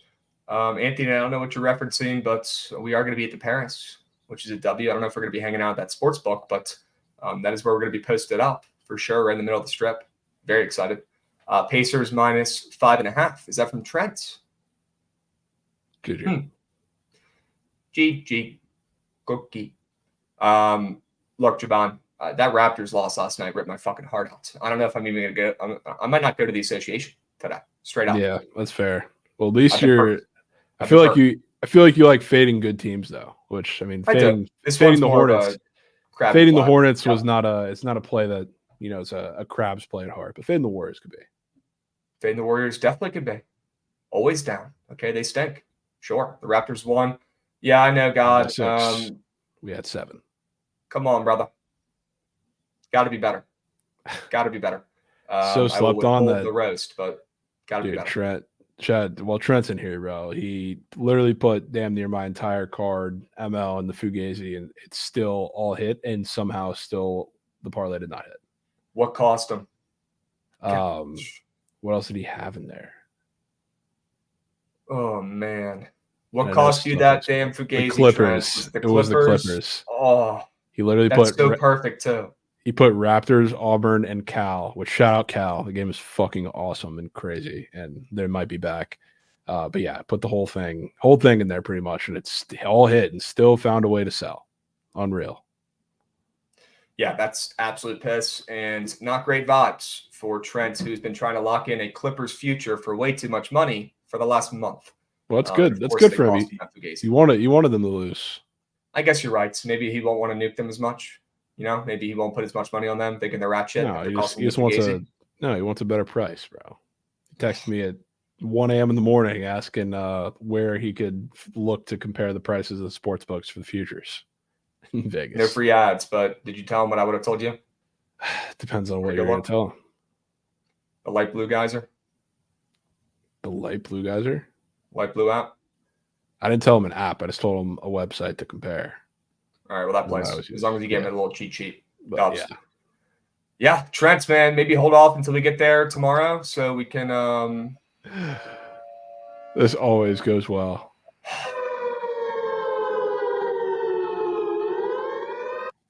Why are you the way that you are, Trent? Dude. Why are you the way that you are? For 1 yard, we're making that, man. 1 fucking yard? A singular yard. Oh, man. Now, this is what matters. Okay, he is way lower on the books, and that could potentially result in some more bumps, knock on wood. And if that's the case, if we see him down in the 50s, I'd say go ahead and fire off the Elmo meme. Okay? 1 yard, Trent. The gambling gods see this, and they laugh at you, and they are crafting up a way to fuck your bankroll. They don't like this. They don't like this one bit. Did we do the squad ride yet? No, we did not do the squad ride yet, Yankees, but Yankees 1996. Javon, was that the last time they won a World Series? 1996?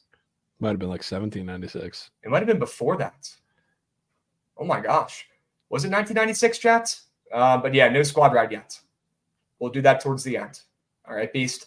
I couldn't resist, man. I've been waiting to talk shit about It's been a while. It's been a while since you've been able to get a Yankees trip in.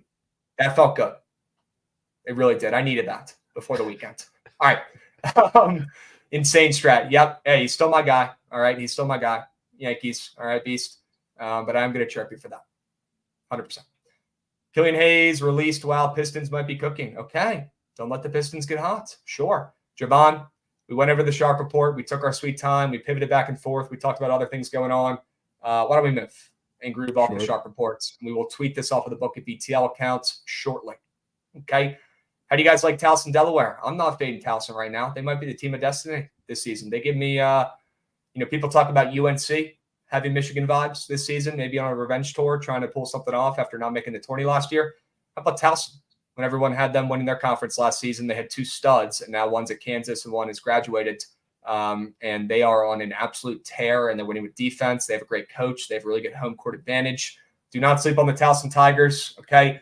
Do they have the second or third longest win streak active at home in college basketball? Yes, they do. So I'm not rushing to the books to bet Towson today, but I'm telling you right now, I wouldn't fade them. Don't fade the Tigers right now. Just sit back and watch their glory. Straight up, they're balling. They're playing really good basketball. I'm good. And Delaware stinks. They do stink. Delaware stinks. They don't have your guy Jameer Nelson anymore, and they're missing him greatly. They stink. Stinks. Yap has been traded to the Pistons for Prize Picks coin. Sure. Okay. Yap might be getting the starting 9 for the Pistons. When is Pro-Am deadline? Team Book It definitely needs to make a move. Yeah, Kish, we only got about a couple hours, brother. Feel free to make some moves. Okay. If we have to trade Goots is big, for a potential shooter, we will. I was gonna say that's probably a smart trade. Yeah, ship me off to Shanghai. Can we ship off a similar package for Goots and Gafford? What we just saw, maybe bring in like a shooting big a little bit. I'll take a chocolate chip cookie. That'll work. Cookie. We're trading Goots for a cookie. All right, we'll keep it simple. Hey Krabs, who is BTL family going with in the Super Bowl? Do I even have to say it? Curry sauce. I feel like it would be so uncrabs to go with the Chiefs. Like this is like I don't know if there's a more anti-crabs play than the Chiefs right now. Maybe it is. You guys should just tell it. It's just unsaid. Look at my fucking head too. I'm wearing the hat. Maybe that gives you a signal. Yeah, this hat's fresh. Gosh, man, I am absolutely stoked for this game on Sunday. As of right now, guys, we are going to Circa on Sunday, and we'll show you here in a little bit the graphic, but no rush about the game plan this weekend. But if you haven't heard already, all right, we're heading out to Vegas tomorrow to meet up with the squads. We have Trent and Shelly playing in a poker tournament with professionals, with celebrities tonight. And I think you're able to live stream that, Javon. I know they were tweeting about it and stuff. It's on YouTube, I think. Might have to peep that. Sure. So, yeah. Guys, remember this, okay? Because you might not once you have a couple beers on this Thirsty Thursday later. But we will post the link to watch Shelly and Trent play poker tonight on the Book It Sports Twitter accounts. We will tweet it out from there, okay? Don't you worry. You know we're going to tweet it out, and we need you guys to tap in. I'm stoked to watch it, okay? I'm excited to see if they get lucky. Somebody had a good point yesterday, right? They're playing against a couple of professionals. They're playing against people who have done this stuff before. I'd say Trent and Shelly have an edge because they're not professionals, right? They're not going to play by the books exactly. And, the guys who are better aren't going to know what to expect, Trent and Shelly to do. So they got to use that to their advantage and maybe hand, MJ Melendez a loss and some of these other pros. Crazy. Might have to ask them if they're going to get 75 wins this season while they're at the table. Sure.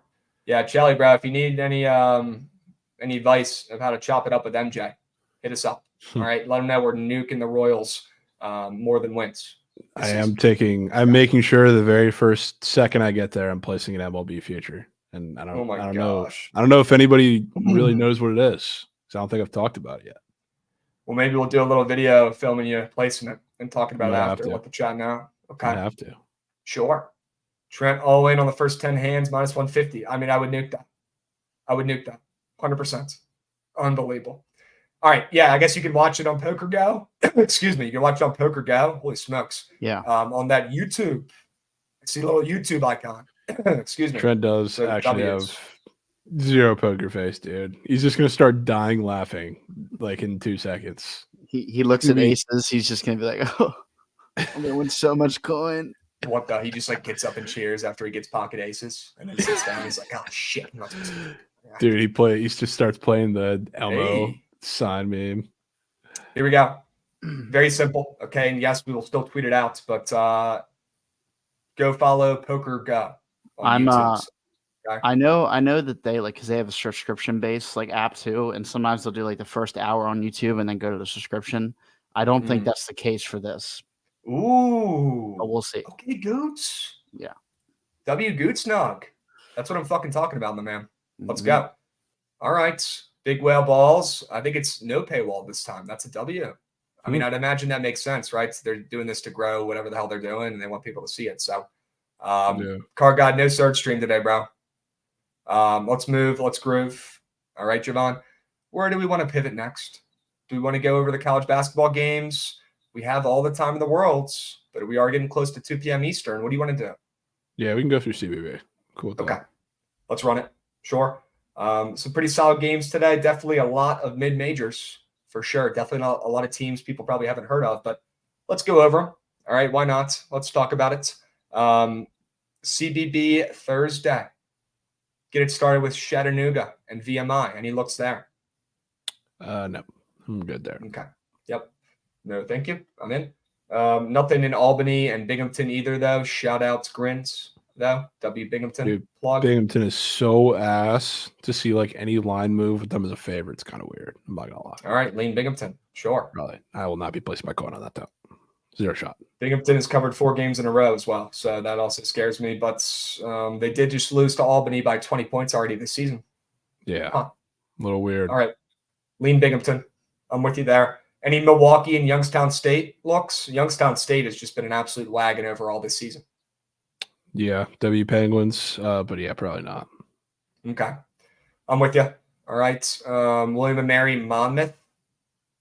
Gosh, man, these games stink that early on. I got nothing in that if you want to go to Memphis Temple. Okay. Sure. Look, Temple has kept a lot of games close recently, Javon. I saw something during their last game where the last 4 games they played in had all been within 6 points, but they were all losses. And then I think they took Tulane in their last game into OT, I believe, and lost 82-90 or 80-92 and did not even cover the +10 in overtime, which is piss. So this Temple team's been playing better, right? They're not necessarily covering because their lines they're getting are so fat, but they have played better overall. And then you go look at what Memphis is doing. I mean, what is going on? with that Tigers team, bro. They have fallen apart. People were calling this the best Memphis team we've seen in years. I mean, David Jones, absolute stud, the best player on the court in almost every game he plays in. But they've lost 4 of their last 5. They haven't covered in a month. What is going on with Memphis, Javon? They're just kind of bad. They can't shoot. And it's like, I mean, I love Penny, but horrendous coach. There's just no answer. There's never any sort of like adjustment. And after we saw them, rip up a couple like impressive wins in the non-conference, I said this exact same thing. We're going to get hope, just like we always do every single year. And then Memphis is going to be Memphis. And they're on a ridiculously bad streak, over the past like 3 weeks. But lucky for them, Temple is also one of the worst jump shooting teams in the country. So this could be ugly. I could see this being it's probably going to be no in between. It's either going to be 90-90 or this game is going to absolutely soar under. And with this total moving down, when you don't see that too often in a lot of Memphis games, even with how bad they've been going, I probably would lean an under here. But I wouldn't be shocked if Memphis snaps the streak with a little cover here. Okay, sure. Keep me as far away from this game as possible. Both these teams stink, but eventually Memphis will figure it out and at least play a little bit better. Temple, I have a feeling there's a blowout in their future too, as well soon. So I think I'd probably lean with you as well on Memphis if I had to bet something. Yeah, okay? Fair. And probably that under as well. All right, Levine to the Lakers. Is that confirmed? I know there's been some rumors, but Zach LaVine to the Lakers. Isn't he also probably done for the year as well? I have no clue. Or at least for a while. I know he got hurt once again. That's Cap. Okay, W's. Come on, T-Rob. W Cap. Come on. Come on, T-Rob. We got to be better. What are we doing? St. Peter's, Quinnipiac. I lean St. Pete's. I'm scared by that minus 112. I don't want to bet that game. Quinnipiac continues to just win and cover every single fucking time. Sure. It's unbelievable. Good. It's unbelievable. Good. So good. You know what? Cut the shit, Javon. Let's go to the Mount game. Cut the shit. Okay. The Mount's laying 9.5, dudes. Why is the Mount laying any spread more than 4 or 5? They should not be more than a 5-point favorite to any team in that conference. Why are they laying 9.5 points? I know Manhattan is bad. I don't care. The Mount is not great. I know they're home. They have magical powers at home. They play great defense at home. They actually can win games at home. But this is a joke. An absolute joke. What is this line? It tells me the Mount wins by 100 in this game. Yeah, kind of agree, especially with the total, a little lower than you'd expect with them having a damn near double-digit spread. So I could be in. I could be convinced. Mount ML for king of the board. Sure. But if I put that in, I'm losing. I know, yeah. You have to put in a real play because the second you go above like minus 200, it's cake. Guaranteed out. Guys, I can't get over Detroit Mercy. I'm just going to say it. I actually might bet them on the ML myself. Yep. Dude. I might take them plus 12 hundo on the ML for 0.2 units like I was talking about. Why not throw $100 on Detroit Mercy to win for the next couple games? And if they do, you are counting your guap. You're rich and you look like the smartest guy in town. I want to be the smartest guy in town. Come on. Of course. I want that. You're a sick person, and I respect it.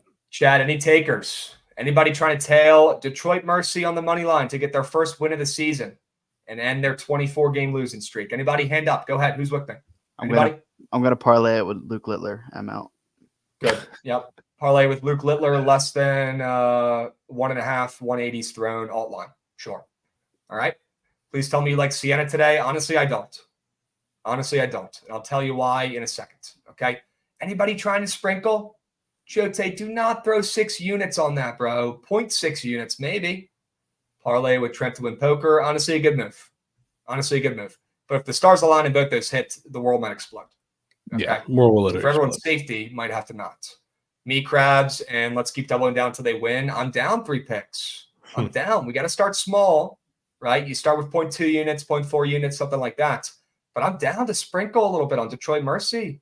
A win is coming. All right. We don't see teams defeated, not undefeated, defeated in February, like ever. They've got to pull off a win or this team is going to be disbanded. Crazy. Like, why even be here? Why even play? These guys got to be asking themselves that. Turn it around with a big time dub. Why not? And also, that spread is a little bit short, I would say so myself, compared to what the spreads have been out recently. It is a tad short, so maybe we got a chance. All right? Fair. For anybody out there that is more sane, okay, maybe you take a half unit play on the spread instead of the ML. But I will be putting a little sprinkle on Detroit Mercy, and hopefully they have a game this weekend too. Maybe I can bet them on the ML in Vegas as well if they don't win. Okay?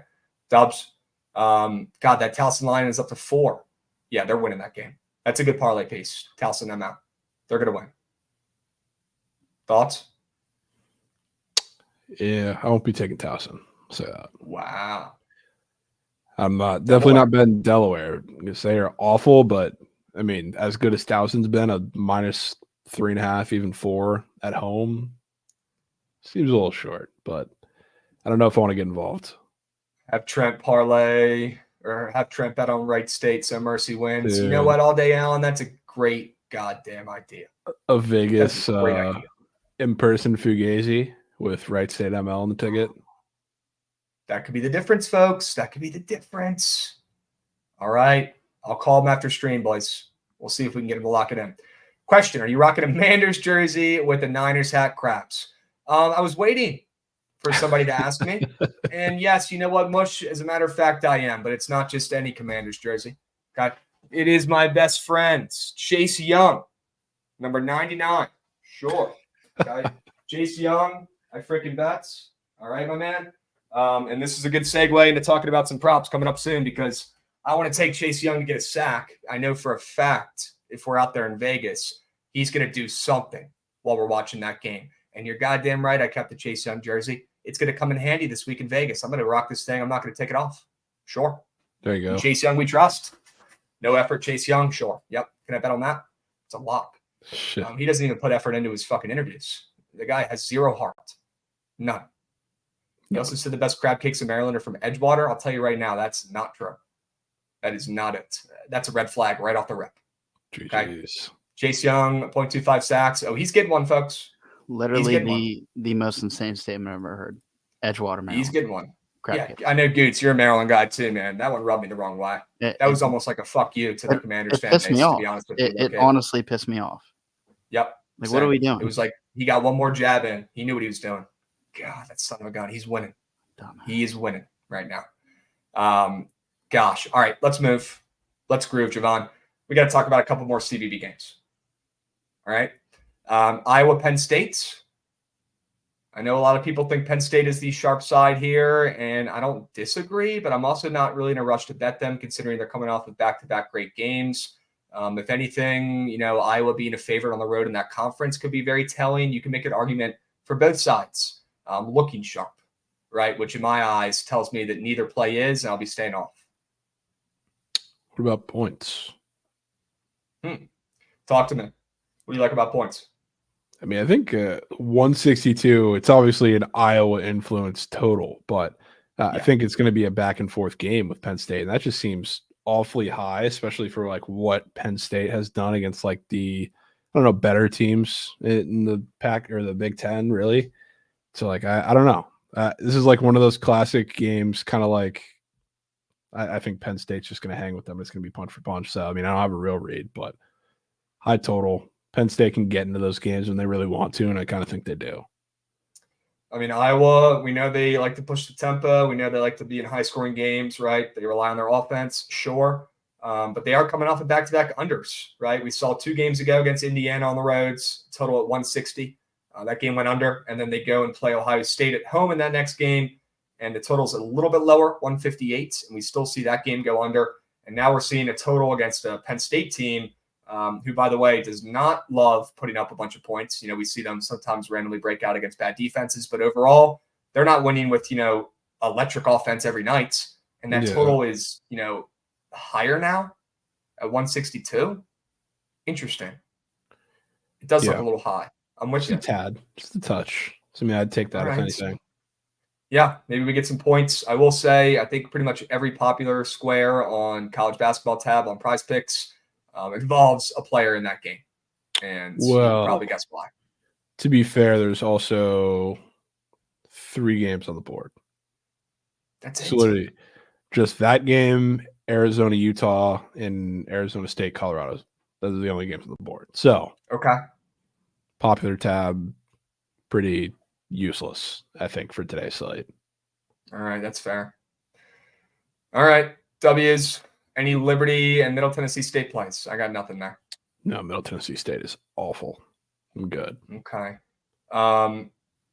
Robert Morris, already talked about. Love seeing them at -108 on Green Book. Always a good sign. That's one of my best bets chats on the spread. Seeing that total moving up too, I got no qualms. Avoiding the ML and avoiding that juice this time and taking the spread because Robert Morris either wins by 10 or they're going to lose this game outright. And it was just a bad read. So have no fear. Take the spread in this spot if you're riding Robert Morris with me. At home, look, they can win games at home. They're not a good team, but I'm still a little bit baffled that spread is, moving up to -2.5.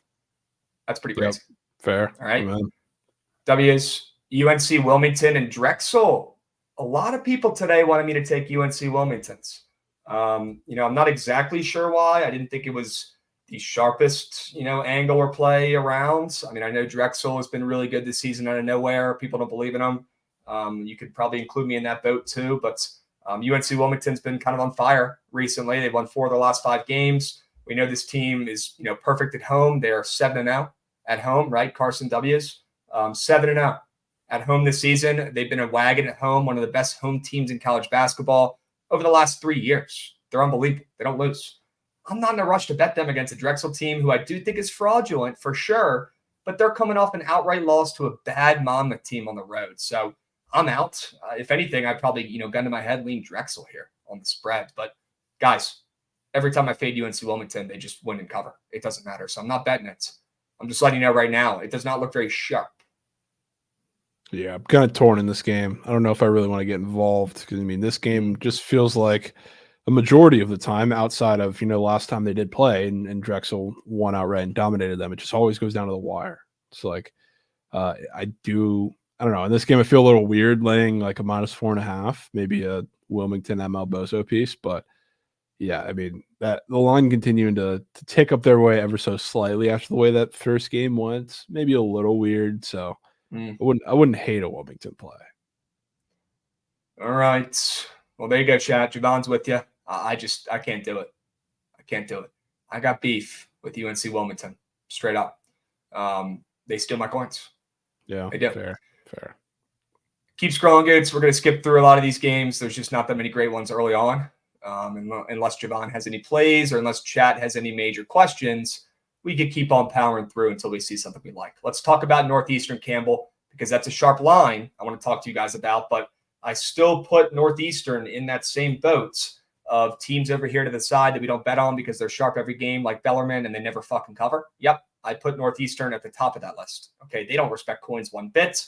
This team should not be a favorite on the road against Campbell. Don't get me wrong. I'm really confused as to why they are, but we're not betting them because we're not falling for their traps or tricks anymore. Okay, I'm not doing it. Straight up, they fucking stink.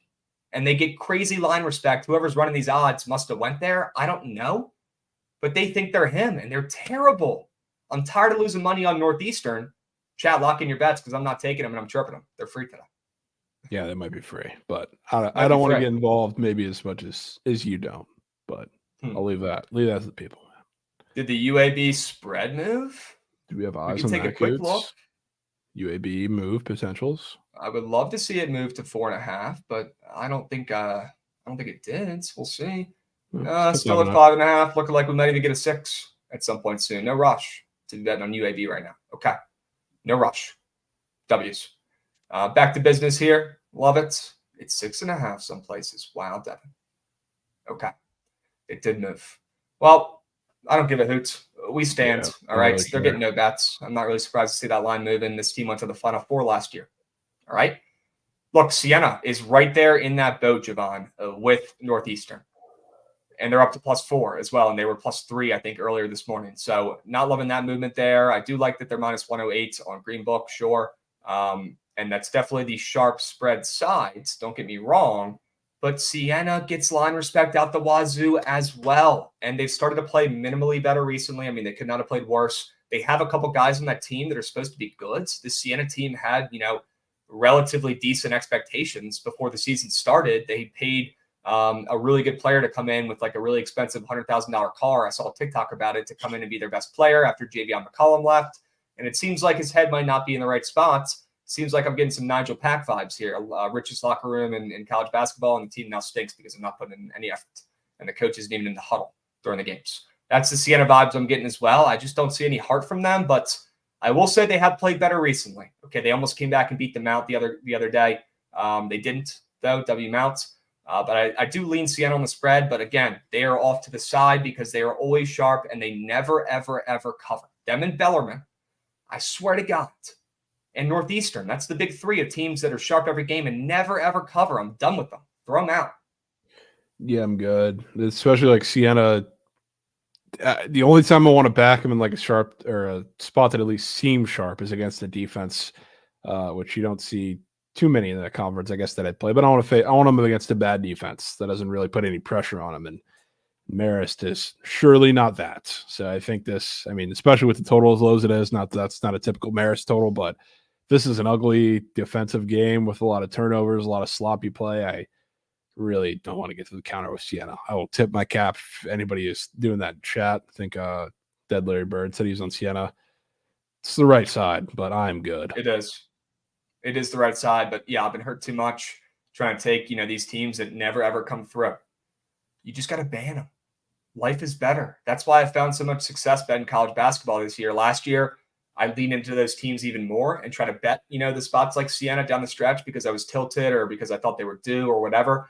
And it just never worked out. Bellarmine, right? I tried to bet them the whole freaking season last year. They never covered, and now it's happening again. Look, we're tapped in. We can notice when these teams do this in sharp spots. So I'm just putting those teams, in a fucking trash bin in the corner. Sure. Get them out of here. All right? Keep on scrolling, Goots. Keep on keeping on, brother. All right? Take us to the juicier games a little bit. All right, Greensboro and Sanford, we should probably talk about for 1 second here, Javon. Two pretty solid teams. Didn't know if you had a read or not. Sanford is 20-3. Greensboro is 17-6, but they're coming off of an absolutely electric win on the road at Furman when we were all on Furman as a sharp spot, and they went in there and they took it, and they got a win. Very impressive. They showed heart. They shot the lights out. The coach's son was banging threes off the bench. I was like, what the fuck is going on? And one of their players had a career high, too. So you can't make it up. That's how they beat Furman. Typically a fade spot, right? Fading a team like Greensboro in that spot after coming off that big win. But they're playing 20-3 Sanford, a team that they have not beaten in like 3 years. Okay, I'm looking at the last matchup history. Sanford dominates them. And Sanford already beat them once this season at Sanford, 79-70. So, conflicting reads here. My gut says it's UNC Greensboro at home to knock off a team in their conference with 20 wins already at the top of the standings. But after that big-time Greensboro win against Furman outright on the roads, I think I'm good. Yeah, I definitely lean Greensboro, which I wish we had a search stream today because I remember that Sanford loss that snapped their winning streak. Somebody came on and said this is the last time you're going to get Sanford as a dog the entire season, and look where we stand now. So I would have. Yeah, I would have, or not. It was, what game was it? It was whichever one they lost and were on that massive streak, but it wasn't the most recent one because it was Furman when they were playing Furman as well. Yep. Was it Furman? Yeah, it was Furman. Yep. It was like, 2 weeks ago, week and a half ago. But yep. Yeah, they're a dog again. UNC Greensboro too. There's same thing as the High Point game. Whenever there's a couple of guys that are big veteran stars, which Greensboro has two of them and the brothers that are guards for them.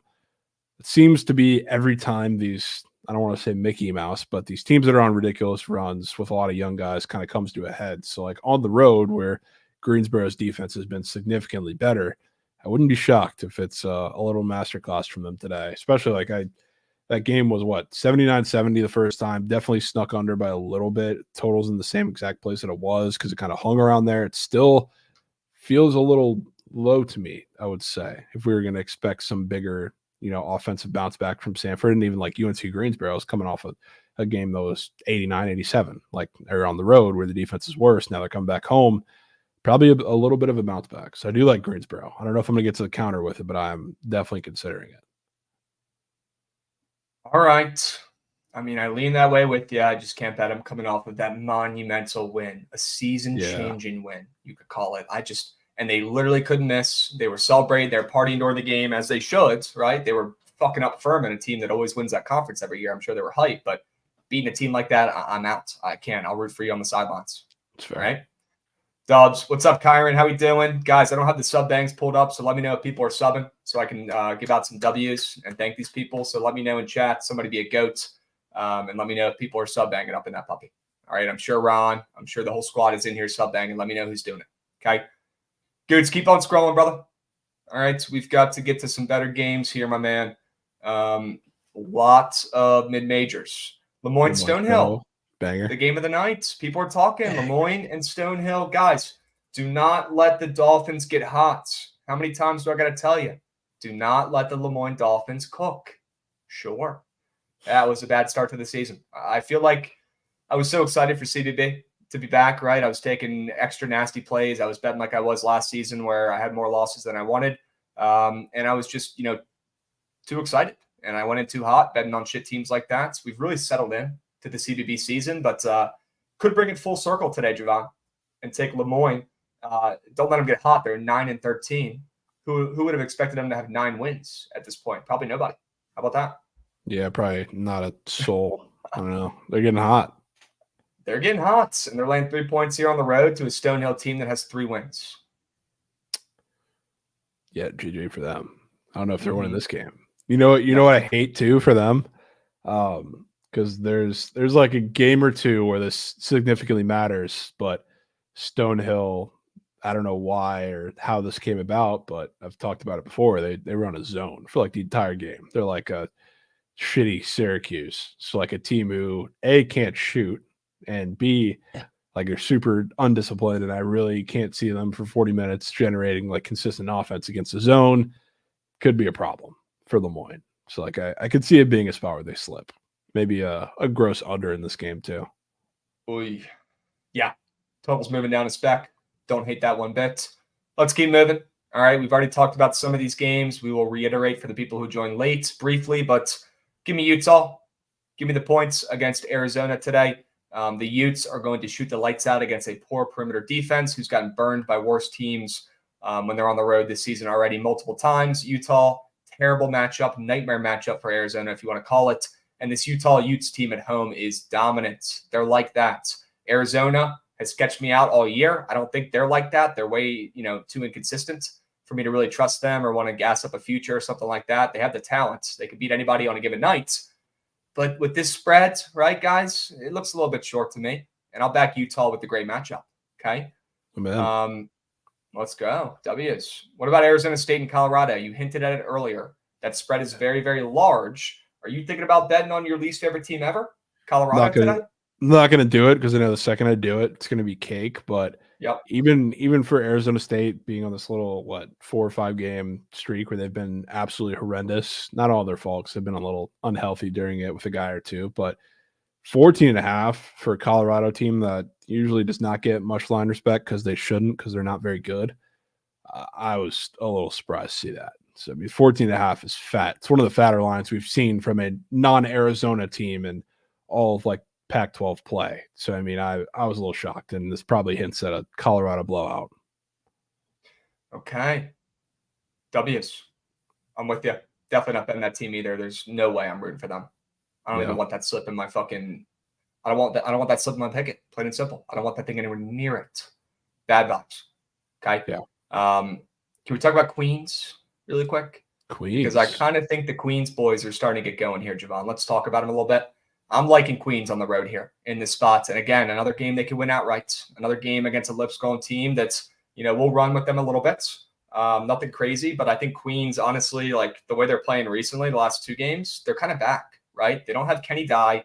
They're never going to be as good as they were last season, but they're starting to return to form. They have one of the most underrated coaches in college basketball, and you're starting to see some other guys on this team step up, Javon. I've been betting them the last 2 games. 2 games ago, I bet them publicly. They won outright on the ML. Remember the king of the board stuff? Fire. And then last week, I bet them secretly because I just love this team. They're low-key my second favorite squad in college basketball just because I kind of gassed them up last year and ended up being really good.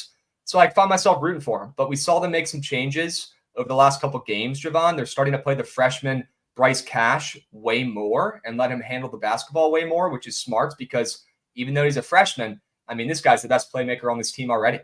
He's a stud. And he's an absolute beast. And we've even seen their coach bench one of the starters down the stretch 2 games ago to let Cash cook and run the points. Let this kid play. He should be a starter at this point. Guys, underrated guy. I should have done him for the Wagon Wednesday yesterday and talked about my guy Cash. He is like that. And he's only a freshman. He's 18. He's 6'5", 200 pounds, barely. He's pretty tall, but, not that thick. And he makes moves to the rack like he's, Russell Westbrook. He makes great passes like he's Steve Nash. He can shoot the ball a little bit too. He's starting to get his numbers up. He averages, more than 4 rebounds a game, and he barely has even played this season.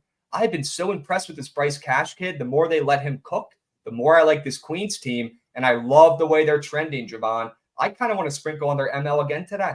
I do, because I think they're about to go on a run. I don't have a problem with it. I just do have to say it feels like a decade since I've seen a plus 7.5 dog hit in college basketball. Well, they're due. It might be due. It just seems like that's the trap number, the new one.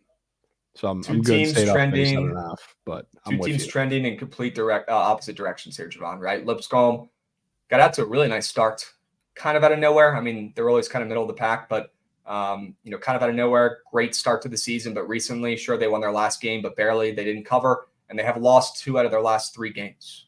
All right, so Queens coming off of 2 straight W's, looking sharp, looking like the Queens team we know and love from last season.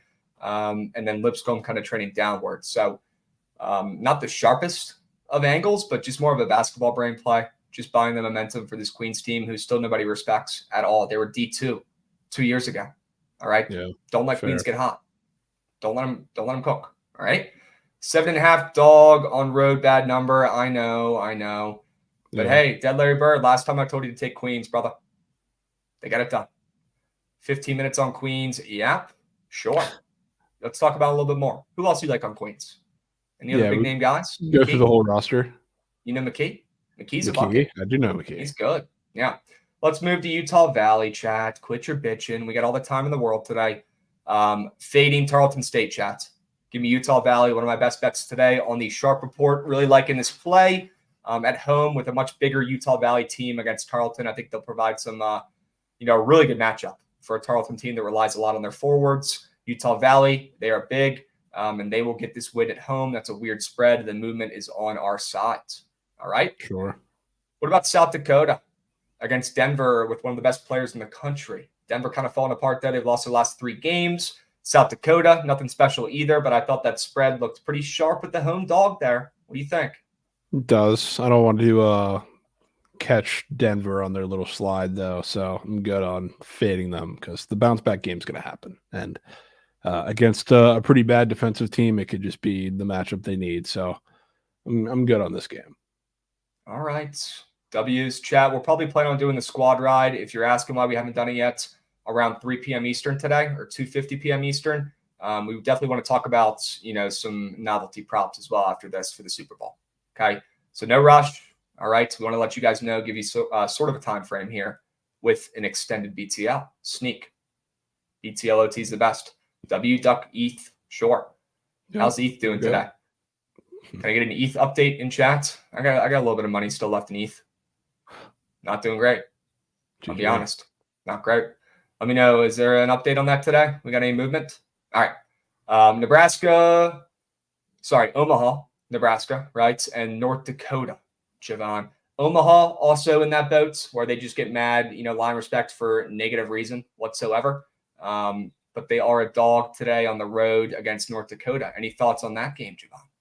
Yeah, seems to be the sharp play, I guess, that everybody seems to be on to bring it up because Omaha just beat shit out of them like 2 weeks ago, and now line's moving up towards North Dakota at home, so I get it. I respect the play, but I won't be playing it.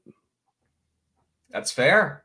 ETH up 13% today. Okay. There you go. Sure. W movements. CLV. Wow. Actually happy that I asked. How it's been going the last 2 years, I probably shouldn't be asking, but W's. Let's go ETH. Don't let ETH get hot. All right. Yeah, I'm not betting that game either. Fuck Omaha. Yeah, they stink. And you know what? I'm gonna give a hot take here. You guys ever get Omaha steaks before? They get those frozen steaks in the mail for a meal. Those are a little overrated to me. I'm just going to say it. People act like it's, 5-course meal coming in hot, but it's actually just frozen meat that you could probably just buy the same shit at a grocery store that's fresh and not frozen for cheaper and better. I think it's a scam. It's not that good. I think it's a scam. I'm going to be honest with you. It's not bad, but it's definitely not good, and people act like it is. It's pretty bad. Wow, not a hot take according to chat. My guy thinks it's bad ankles. Okay, sure, that makes two of us. I'm with you. Raccoon feet, Devin says. Okay, I bet. No fucking way he's live right now, bro. Well, it's not Littler. Oh my God. It's the other guy. Thank God that's not Littler, because he just got a 180. Like it was nothing as soon as Gooch puts it on the screen. Is it that easy?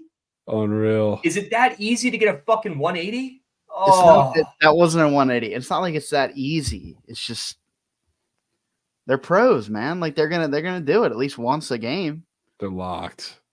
What would you compare Littler more than 3.5 180s made to Steph Curry in the NBA points? What would you compare it to, Goots? I mean, what do you mean?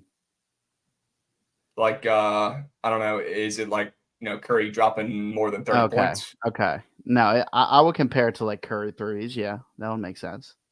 Curry threes? Yeah. But like how many, right? Like, is it Curry, I would say Curry at like 6.5, 5.5, something like that. Okay. All right. 28 points, 30 points. Chat saying it's basically Steph threes. Yeah. Okay. Well, we're on the topic of Steph threes. There's already two 180s in this match, and they're in the third leg of the match. But that's between both of them. Okay, that's not that bad. Showing you that it happens. That could be worse. There's another one. Great. I mean, it looks like it's the easiest thing on earth. Nice. There's locked, bro. Oh, this guy's beat. Oh, psych. I think he was aiming for that. All right, back to biz here, folks. Any late night geyserments in college basketball, Javon, that we can cover before we move and groove on to talking about that Curry angle you're about to bring up? Don't think so. Power through the rest of the board, Goods. Let's see if there's any late night geyserments. All right. Keep on keeping on. Go, go, go, go, go, go, go, go, go, go, go, go, go. Hurry up, hurry up, hurry up. Oh, there we go. Florida Atlantic UAB. Somebody in chat asked earlier about 5 minutes ago and said, join late. What's the play in Florida Atlantic UAB? Oh, it's UAB. Do not be fooled by the line movement. I don't give a shit. Maybe wait it out because this public money keeps coming in on Florida Atlantic. And I want to fade. Okay, fade the team that went to the Final Four last season, and you are a profitable better this season. Okay, they are not the same team. Let's back UAB, who needs a Q1 win like they need air. They really do. They need one bad. So go ahead and give me the home dog. Hungry dog runs faster. All right? Yep. Keep on moving. I think there's just one more late night game I wanted to mention, and it's the midnight puppy with Hawaii. That should go well, right? Yeah, where is that thing at? There it is. Let's go. Sure. Hawaii is a favorite again. Could that be bait? I don't know. I know the public loves betting on Hawaii, but they're atrocious, Javon, but they're a favorite, against a better team. I don't understand it. What's going on here?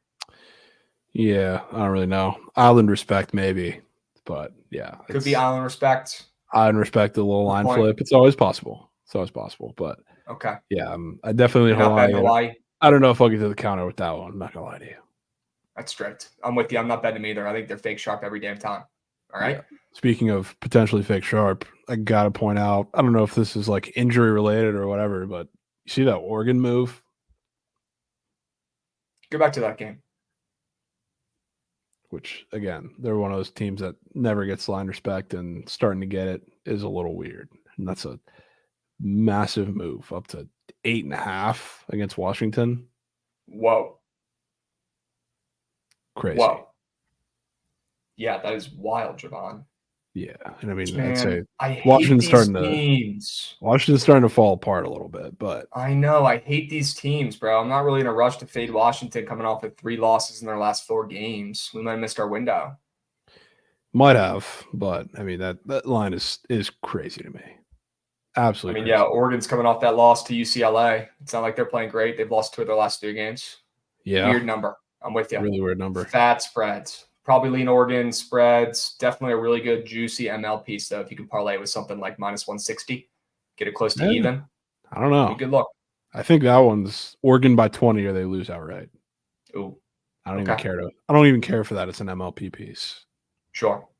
All right, let's watch that guy get that was almost a 180. Goots is dialed in to the darts board right now. Holy smokes. All right, Javon, take us to the NBA really quick. I want you to go ahead and cover what you wanted to talk about with Golden State and any other plays you love. I know you have a couple in your best bets, the Pacers, right? Yeah, I mean, Pacers 5.5, 6, whatever you get. It's definitely my favorite play on the NBA board. And what I was talking about with Curry, I've seen it about 50 times, which the line has moved up, but everybody's favorite overnight play was Curry threes because this is the first time they've given him a 3.5 line in years. And it's against the Pacers who, like I said, people don't realize, like they run fast and their defense is not good, but their three-point defense is not bad. So like they opened like a super, super juicy like 3.5 for Curry threes, and it's moved up to like 4.5 at plus money. But to see that opener is absolutely shocking, and I think everybody realized that, which is why they put it in. And it's, I guess, the easiest bet in the world. But like I said, really tough spot. I think Draymond's going to have to do a lot more to get, Kuminga involved in this game, especially with, the big situation. And somebody's got to shoot. Obviously, Curry, massive bounce back game, easy narrative to take there, but you got a lot of guys that I think can do it. But I don't think they'll be able to keep up. They're going to have to play a little slower if they want to stay in this game. And I think the Pacers are going to make them pretty uncomfortable. So Pacers minus the points. I saw somebody bring this up too in the last game. This Magic game right below it here. They are absolute nails. Special Hard Rock boost. Yeah, nails. The special Hard Rock boost today is the Magic. I mean, it looks like a fucking layup for these guys to get a 180. I'm sorry, Javon. I know you're talking about important stuff, but I just can't get over it. It looks like it's comparable to a layup, Goots. I'm calling cap on the threes talk. That looks like it's Steph Curry layup to me, brother. If I see one more fucking 180 happen from that baldy, I'm going to lose my shit. Oh, my gosh. That's crazy. Absolutely Javon, crazy. Continue. Sure. Yes, you remember, I forget, it might have been against the Wizards, but somebody had a Hard Rock boost like last week. It was just them to win. Or no, it was the Celtics against the Lakers. Remember that Celtics just to win boost against the Lakers? Yes. Ridiculous boost. The Magic have that today. Dudes. Against the Spurs, who are playing on a back-to-back, a little Miami or Florida road trip after just playing the Heat last night and losing by 12, obviously not covering that game. So I'd be a little concerned as a Magic backer here. All right, maybe a little sprink on Spurs ML, maybe a parlay Spurs ML with the Detroit Mercy Titans on the ML, looking for their first win in college basketball, plus a bazillion. You actually own the book if you hit that. Literally own the book. You're the CEO. Yep. All right. Yeah. W's. What else in the NBA, or is that it? Definitely am potentially hopping on the Blazers. I want to wait for injury news there, but they're 6.5. It's a little different now because trade deadline stuff's kind of happened. But if Cade Cunningham is back after they just won, outright last night, I would love to fade the good news there with him coming back. And even regardless of what's going on, 6.5 feels pretty fat. So I'll monitor news there. But other than that, not too much weird stuff going on. I will say that the most popular underdog by far on the slate is going to be the Lakers. I assume you know that, right? Yeah, all I can see is this crowd going fucking bonkers right now for this goddamn darts match. That's all I can see. They're just going absolutely fucking ape shit in the crowd. I mean, like they're at the Super Bowl. We should have gone there. Why are we not the darts fucking championship? They're so fun. It's just beer snakes in the crowd, 180s, and they wear crazy hats and shit. It's awesome. Beer snakes and 180s. Somebody put that on a shirt. Mm-hmm. Golly, bro. New bucket shirt coming. Put this on a shirt too. 180s are equivalent to layups in the NBA. All right. Goodness. Unreal. But Trailblazers, huh? Yeah, possibly Trailblazers. We'll wait on that one, but I gotta say, I mean, taking the Lakers at plus 140 on Kobe night, and I assume against the Nuggets is a nationally televised game. I could be wrong, but I mean, that feels like the easiest bet on the board. I honestly did think about going with Trent's default meat on table square today, too, as my prize pick square with little Jokic RA. I think he's going to absolutely tweak today. Wow. So, I mean, I'm probably going to end up locking that in. But, yeah, I mean, the Lakers, that's going to be everybody's chase piece. I can guarantee you that once we get to 10 o'clock. Okay. Yeah, I mean, look, I don't even know if I want to fade that narrative. Yeah, I'm not saying I 100% want to fade that either. Yeah. Definitely the right sides. Definitely the right sides. I'm with you. But I will 180 equivalent to Crab's free throw. Yep, I would say it's pretty comparable. If anything, it might be actually even easier for me to hit free throws because I'm like that. I'm like that with the free throws, boys. I got to work on the range. Okay, I got to work on the threes. All right, guys. But, man, free throws come easy to this kid. All right, let's not forget, 8th grade Knights of Columbus free throw champion. There we go. Sure. All right, let's go to the ice real quick. I know you already went over some of your PODs on the ice for the Sharp Report, right? Anything we missed? And then just recap real quick what plays you've already gone over. Already went over the Bruins, like them, big bounce back spot. We really, I would say, tough couple games on the road to open the post All-Star break, second half of the season for the Nucks. So fading the Nucks is painful, but I'm going to do it. Already went over the Isles Lightning over in that game. I think that one's going to have a lot of goals. I think especially from the Isles, but really tough spot to fade.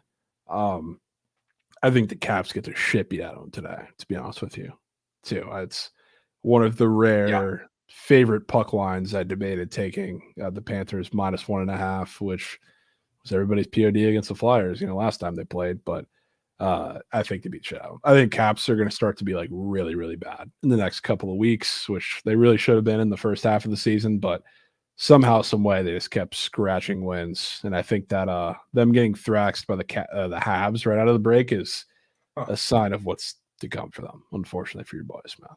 But yep, I'm with you. Hurricanes, Avs, I want no part of, especially because both those games between them and the Bruins, same time, same exact line. So probably says that Hurricanes should bounce back. The Avs are in a pretty big bounce back spot too, because they played the New York, New Jersey road trip and they went 0-2 in those games. Looked pretty bad, especially in the second half of losing that game against the Devils right at the end there. So I want zero parts of that game. Flip a coin.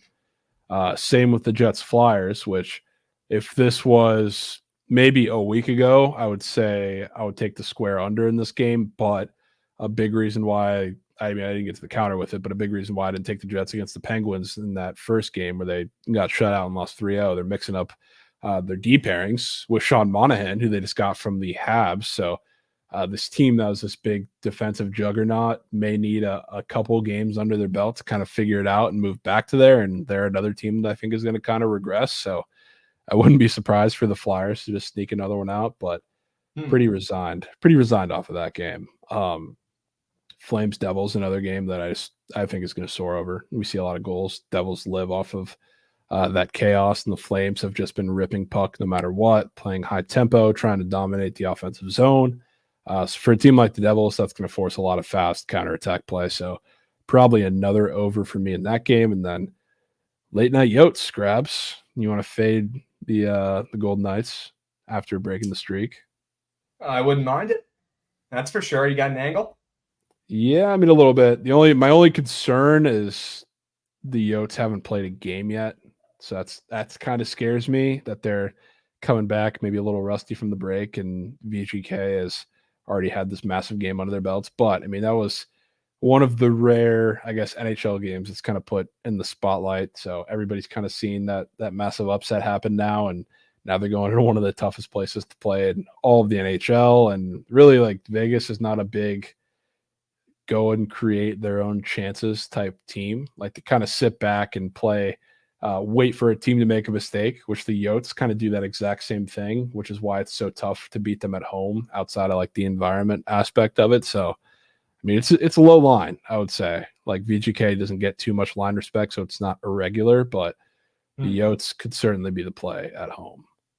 But yeah, definitely. I mean, weren't the Yotes like absolute wagons at home like the whole first half of the season? Now they've come back down to earth a little bit. Yeah, they fell off. Okay. They've been a little injured, playing inconsistent, so they're back to being kind of normal. They're still like a fan favorite team to bet on because I guess they're fun, cool little underdogs, but Yeah, not the same as the beginning of the season, but it's still really tough to win there.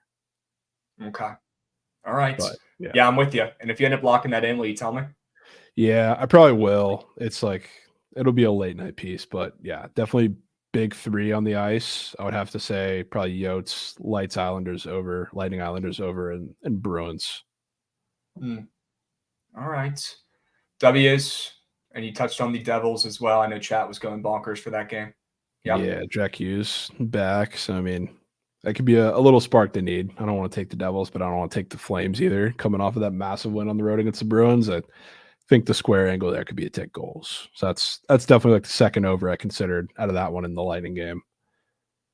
And I'm with this guy right here, 100%. Overall, sure, maybe they played well at home early on in the season, but still the Yotes, right? They're back down to earth at least a little bit, back to 500-ish, and that line is pretty ridiculous. I'm in. Yeah, a little weird. All right, sinking plus money late night, geyser. Sure. Okay.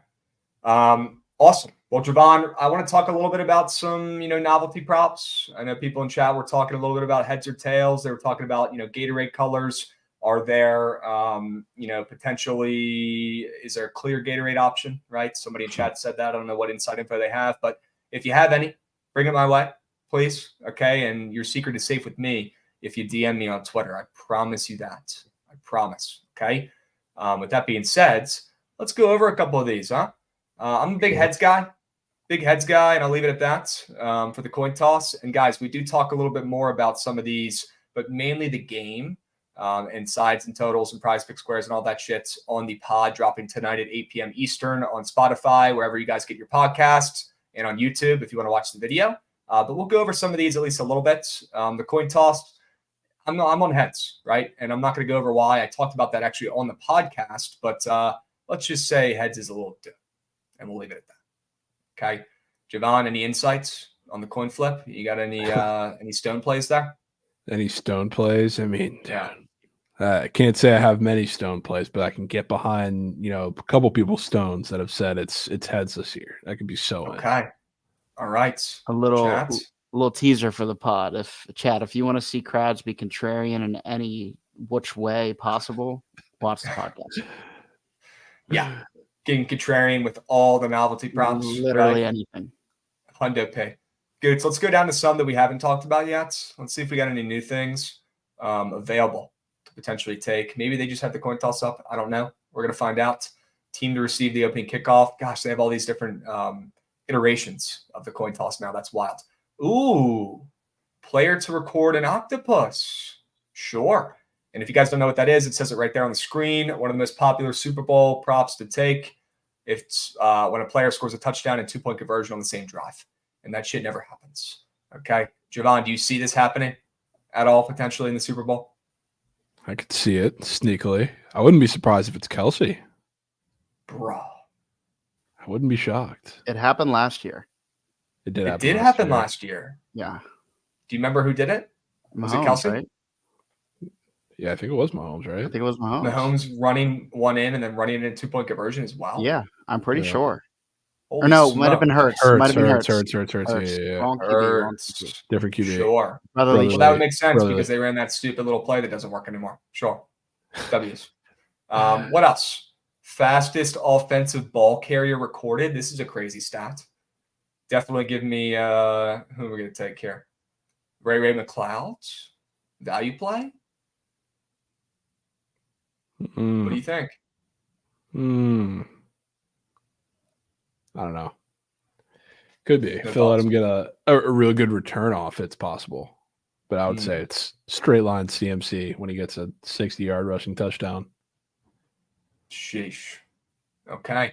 Yeah, I mean, McCaffrey is not slow. Don't get me wrong, but he's definitely not as quick as some of these other names up here. So maybe that's a sign, but he'll also have plenty more opportunities to, break one off and break this and win this prop for the people than others. So that probably is why his odds are so low. But I'm with you. Maybe he breaks off, a 60-yard run. They talk about all the time with this 49ers team. The reason why they run the ball is not because they get, 5 yards per carry. They don't. The reason why this team runs the ball is because, every 10th carry or so, McCaffrey breaks one loose for a 50-piece. Okay, that's how that offense, has success in the ground. And I would not be shocked if we see him break one like Javon's saying right now, plus 590. Probably a reason why he's the shortest odds to be the fastest ball carrier in this game. I like that angle. Sure. What else, Goots? Any other weird ones before we do these squad rides and craft up a little bit? Let me know. Triple Crown. I don't really care about that one. Yeah, that's probably it. Okay. I wanted to mention one thing I did not talk about on the pods. All right. And we'll leave everything else for the Super Bowl to the pods. If people want prize pick squares, if people want, ATTSs, if people want sides totals, if they want background on the spread, the movements, everything.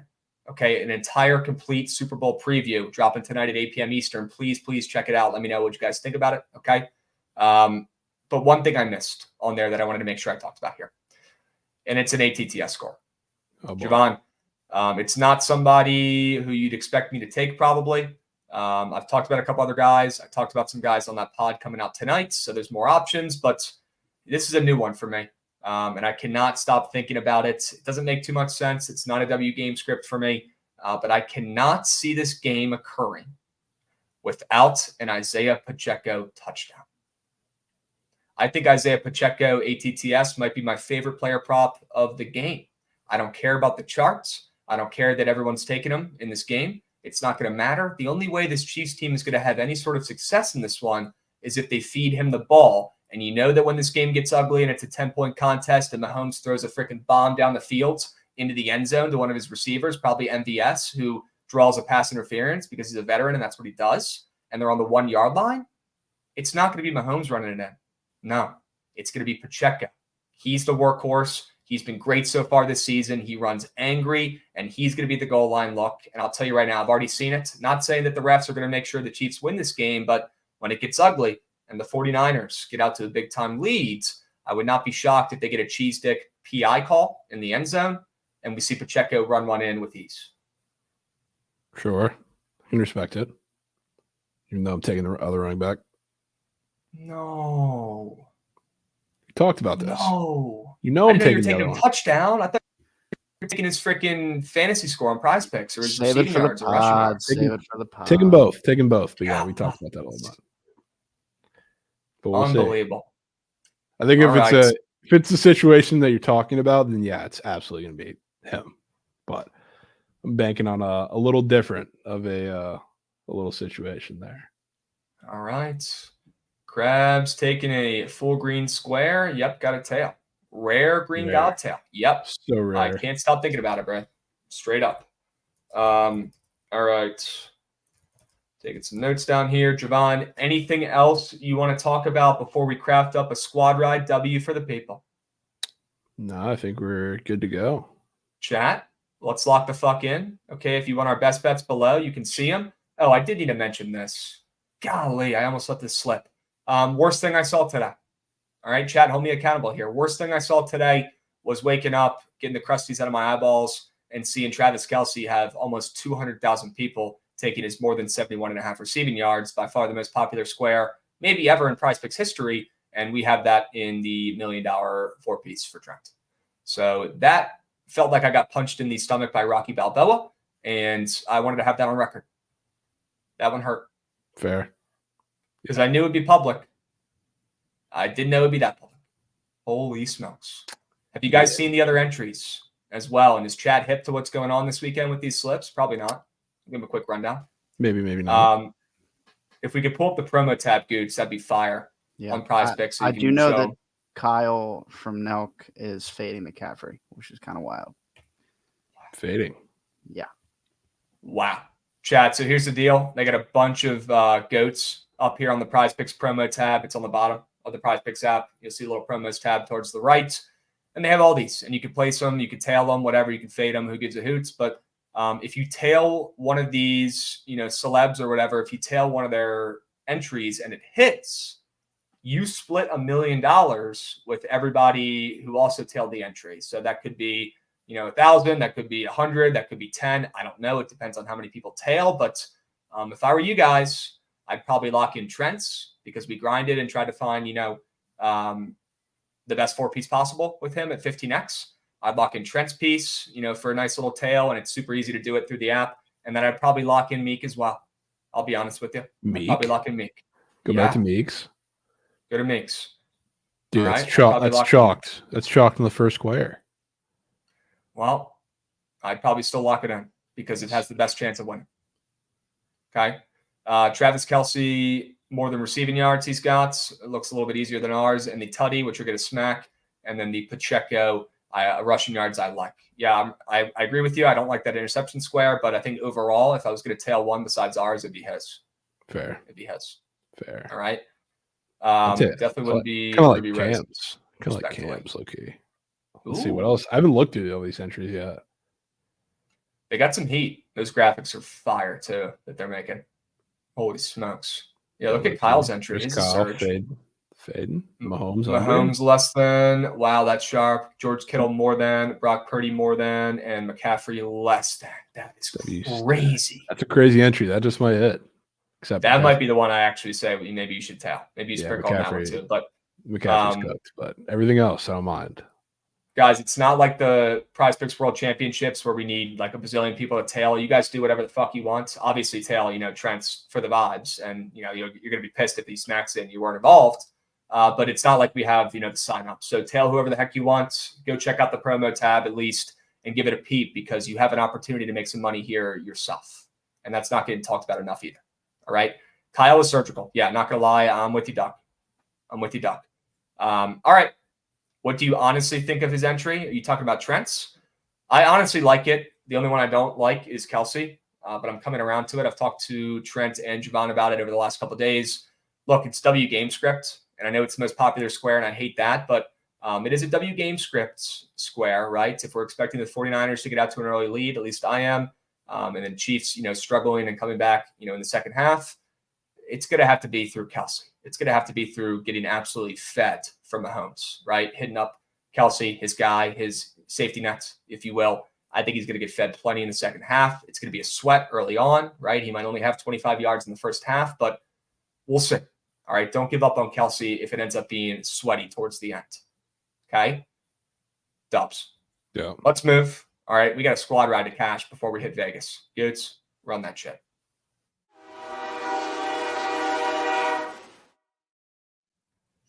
Sure. Let's fucking go, boys. We hit 20 wins in the new year on the squad rides last night with a W play. Once again, we are 27-2. I repeat, 27-2 in 2024. Knock on wood. Okay, Javon, let's find a winner and let's keep that bankroll increasing before we hit Vegas tomorrow. Why not us? Yep, why not? Why not us? Okay. What are we loving today? What do you need in here in chat? We have the best bets below as well if you're missing out. But Javon, what's a mandatory squad ride play? I think we definitely need Utah in there. The Pacers. In the Pacers? Jesus. Okay. Pacers -5.5? Yep. We've got Utah. I'm trying to see what spread that's at right now to give you guys, the most reasonable, most consistent number here. And it looks like Utah overall is still at 5.5. Yeah.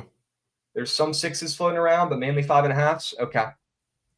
Sure. Lucky number. Absolutely love betting +5.5. Probably my favorite line to bet in college basketball. Why Pacers, Ben? Javon did sell it at the beginning for the Sharp report, but quick 10-second sell job, Javon. Why are the Pacers winning tonight? Spot play. Warriors in a tough spot, similar like to where a couple weeks ago. Pacers push the tempo. Warriors, if they run with them the entire game, game's going to get ugly. So that's, in short, what I think is going to happen. Sure. And we got our guy Max in here, a Utah Utes alum himself. W vibes. It might just be the Utes tonight, folks, in the Huntsman Center. Yes. Could not agree more, Max. Very wise. Utah, baby. All right. We got Utah. We got Indiana in the NBA, -5.5. What else, Javon? I don't mind that Arizona play late night in hockey if you want a plus chicken option. Yotes ML, I'm down. Yotes ML? Yeah. Surely Vegas will win this game as a short favorite on the road against a struggling Arizona team after they just beat the best team in the league on the longest win streak we've seen in the years, right? Sure. Yeah, that should hit. Okay. Fade that shit. Give me Arizona ML. We'll put that puppy in there. What else, bro? I think I might have to use my meat on tape card and add UAB. but I think you're cool with that too. Of course. UAB, they might be a +6 now. Let's see what they're at overall, folks. Mainly 5.5. So we'll keep it there because we are W transparency hosts. How about that? Yeah. UAB +5.5. Sure. One more play, Javon. What is looking at you funny? What can we not leave out? Chat, let me know. What's your guys' PODs? Do you want anything thrown in here? Hurry up. Go, go, go. Let me know in chat. Say that Islanders Lightning over. That's what I would put in there. Okay. Islanders Lightning over. Looks like chat is firing their favorite plays. UAB's +6.5 on blue. Yeah, they're 5.5 everywhere else, though, but W, take it on there. Utah Valley, our local resident sharp likes. I really like Utah Valley as well. UAB's already in there, friends. Hawaii late night, no fucking chance. Run the poll for 2 minutes. We'll run it longer. This time we got plenty of time. Okay. All Utah plays today. I mean, literally. Yeah, it's pretty insane. much. It's insane. Kind of want to take ML too. Bruins ML? I feel like Bruins ML is just like that can't be a squad ride play. Just feels wrong. Okay. Well, I don't hate that over on the ice. I really like that sell job, and I'd say we put that one against I probably would have said Utah Valley. Either Utah Valley or the Lightning Islanders over 6.5. Talk to the Plums, man. What are they saying? Well, the Plums are telling me Utah Valley is an absolute nuke piece today, and there's no fucking chance they lose. That's what the Plums are telling me. Put them in. There's no fucking chance they lose and don't cover this game. And we're putting them in on the spread because they either win this game by 20 or lose outright. But it's going to be the former. All right, chat. Utah Valley, -3. We can still find. Yep. Utah Valley, -3. Sure. Dubs. Awesome. Chat, 5 plays, 5 winners for the BTL squad ride. We'll let this puppy run for like 3 minutes. Okay. Utah +5.5. We got the Pacers -5.5. Arizona ML late night in hockey at plus money. We got UAB +5.5 and Utah Valley -3.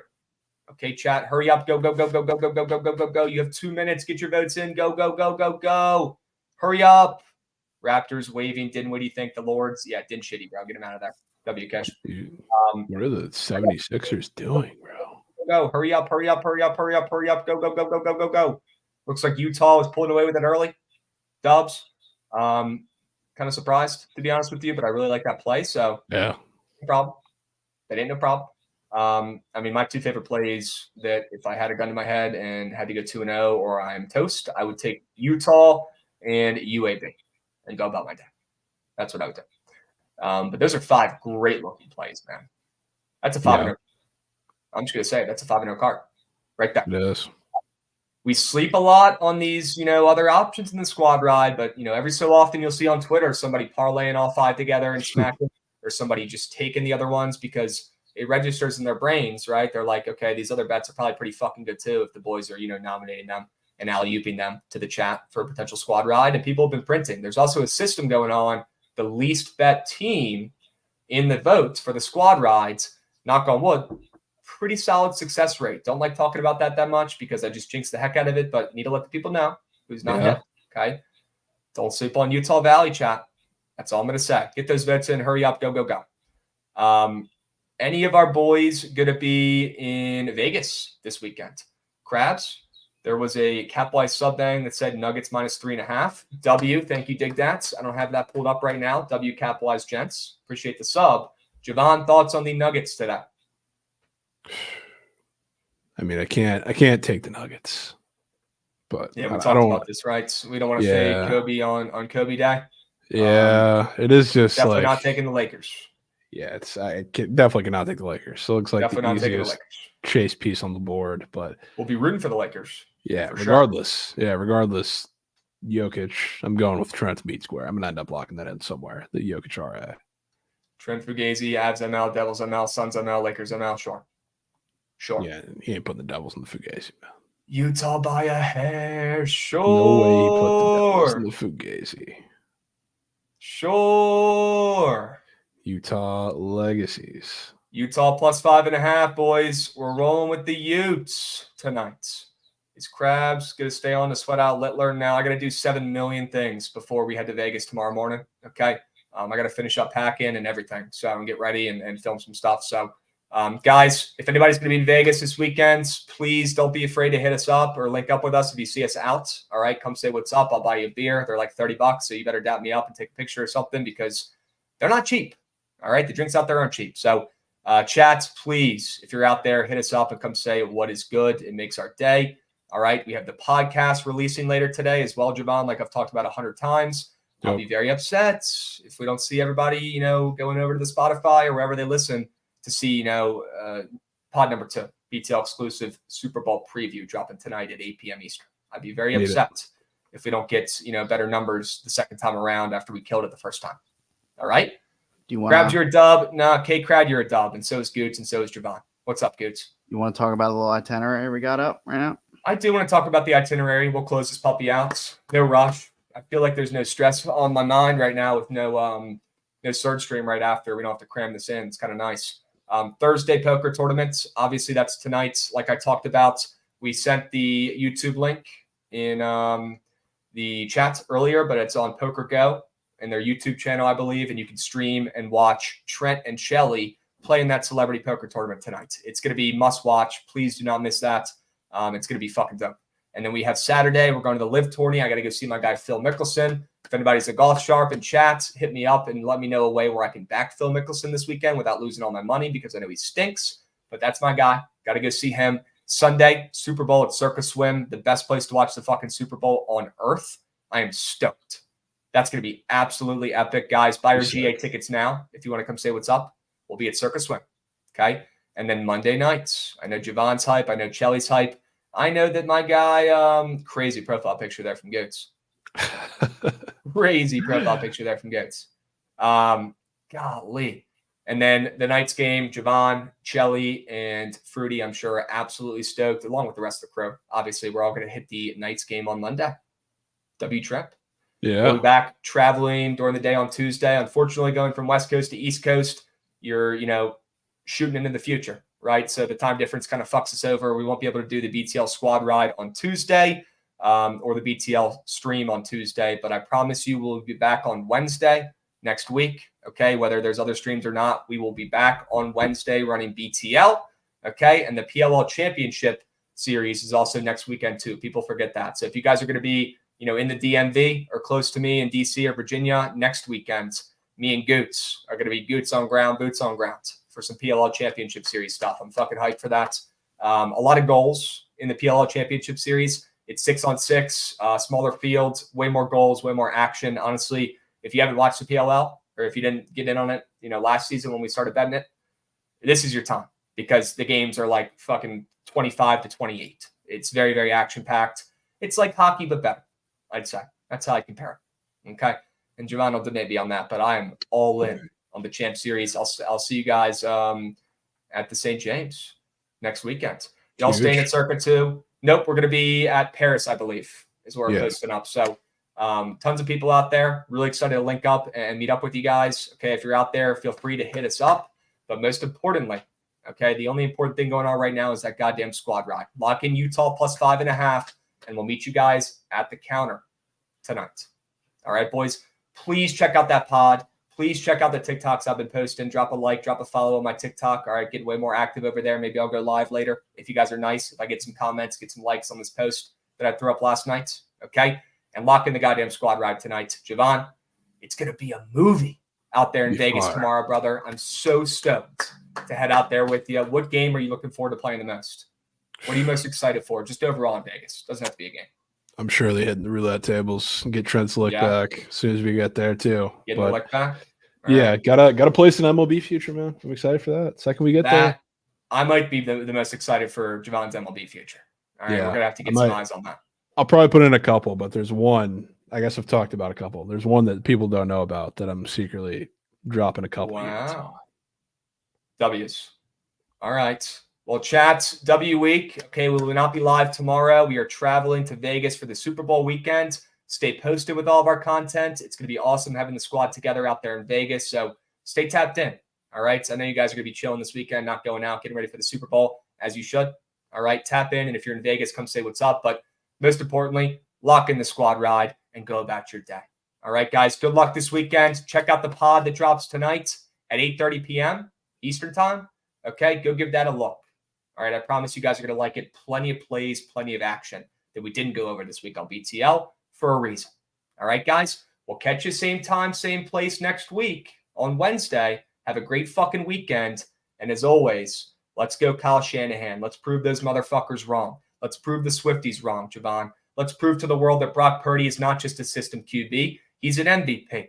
Okay, Brock Purdy's him, and he's going to make great throws. And I'm so stoked to sweat out the Super Bowl with the squad in Vegas. All right, boys. We'll catch you guys next week. Good luck on your bets. We'll be seeing.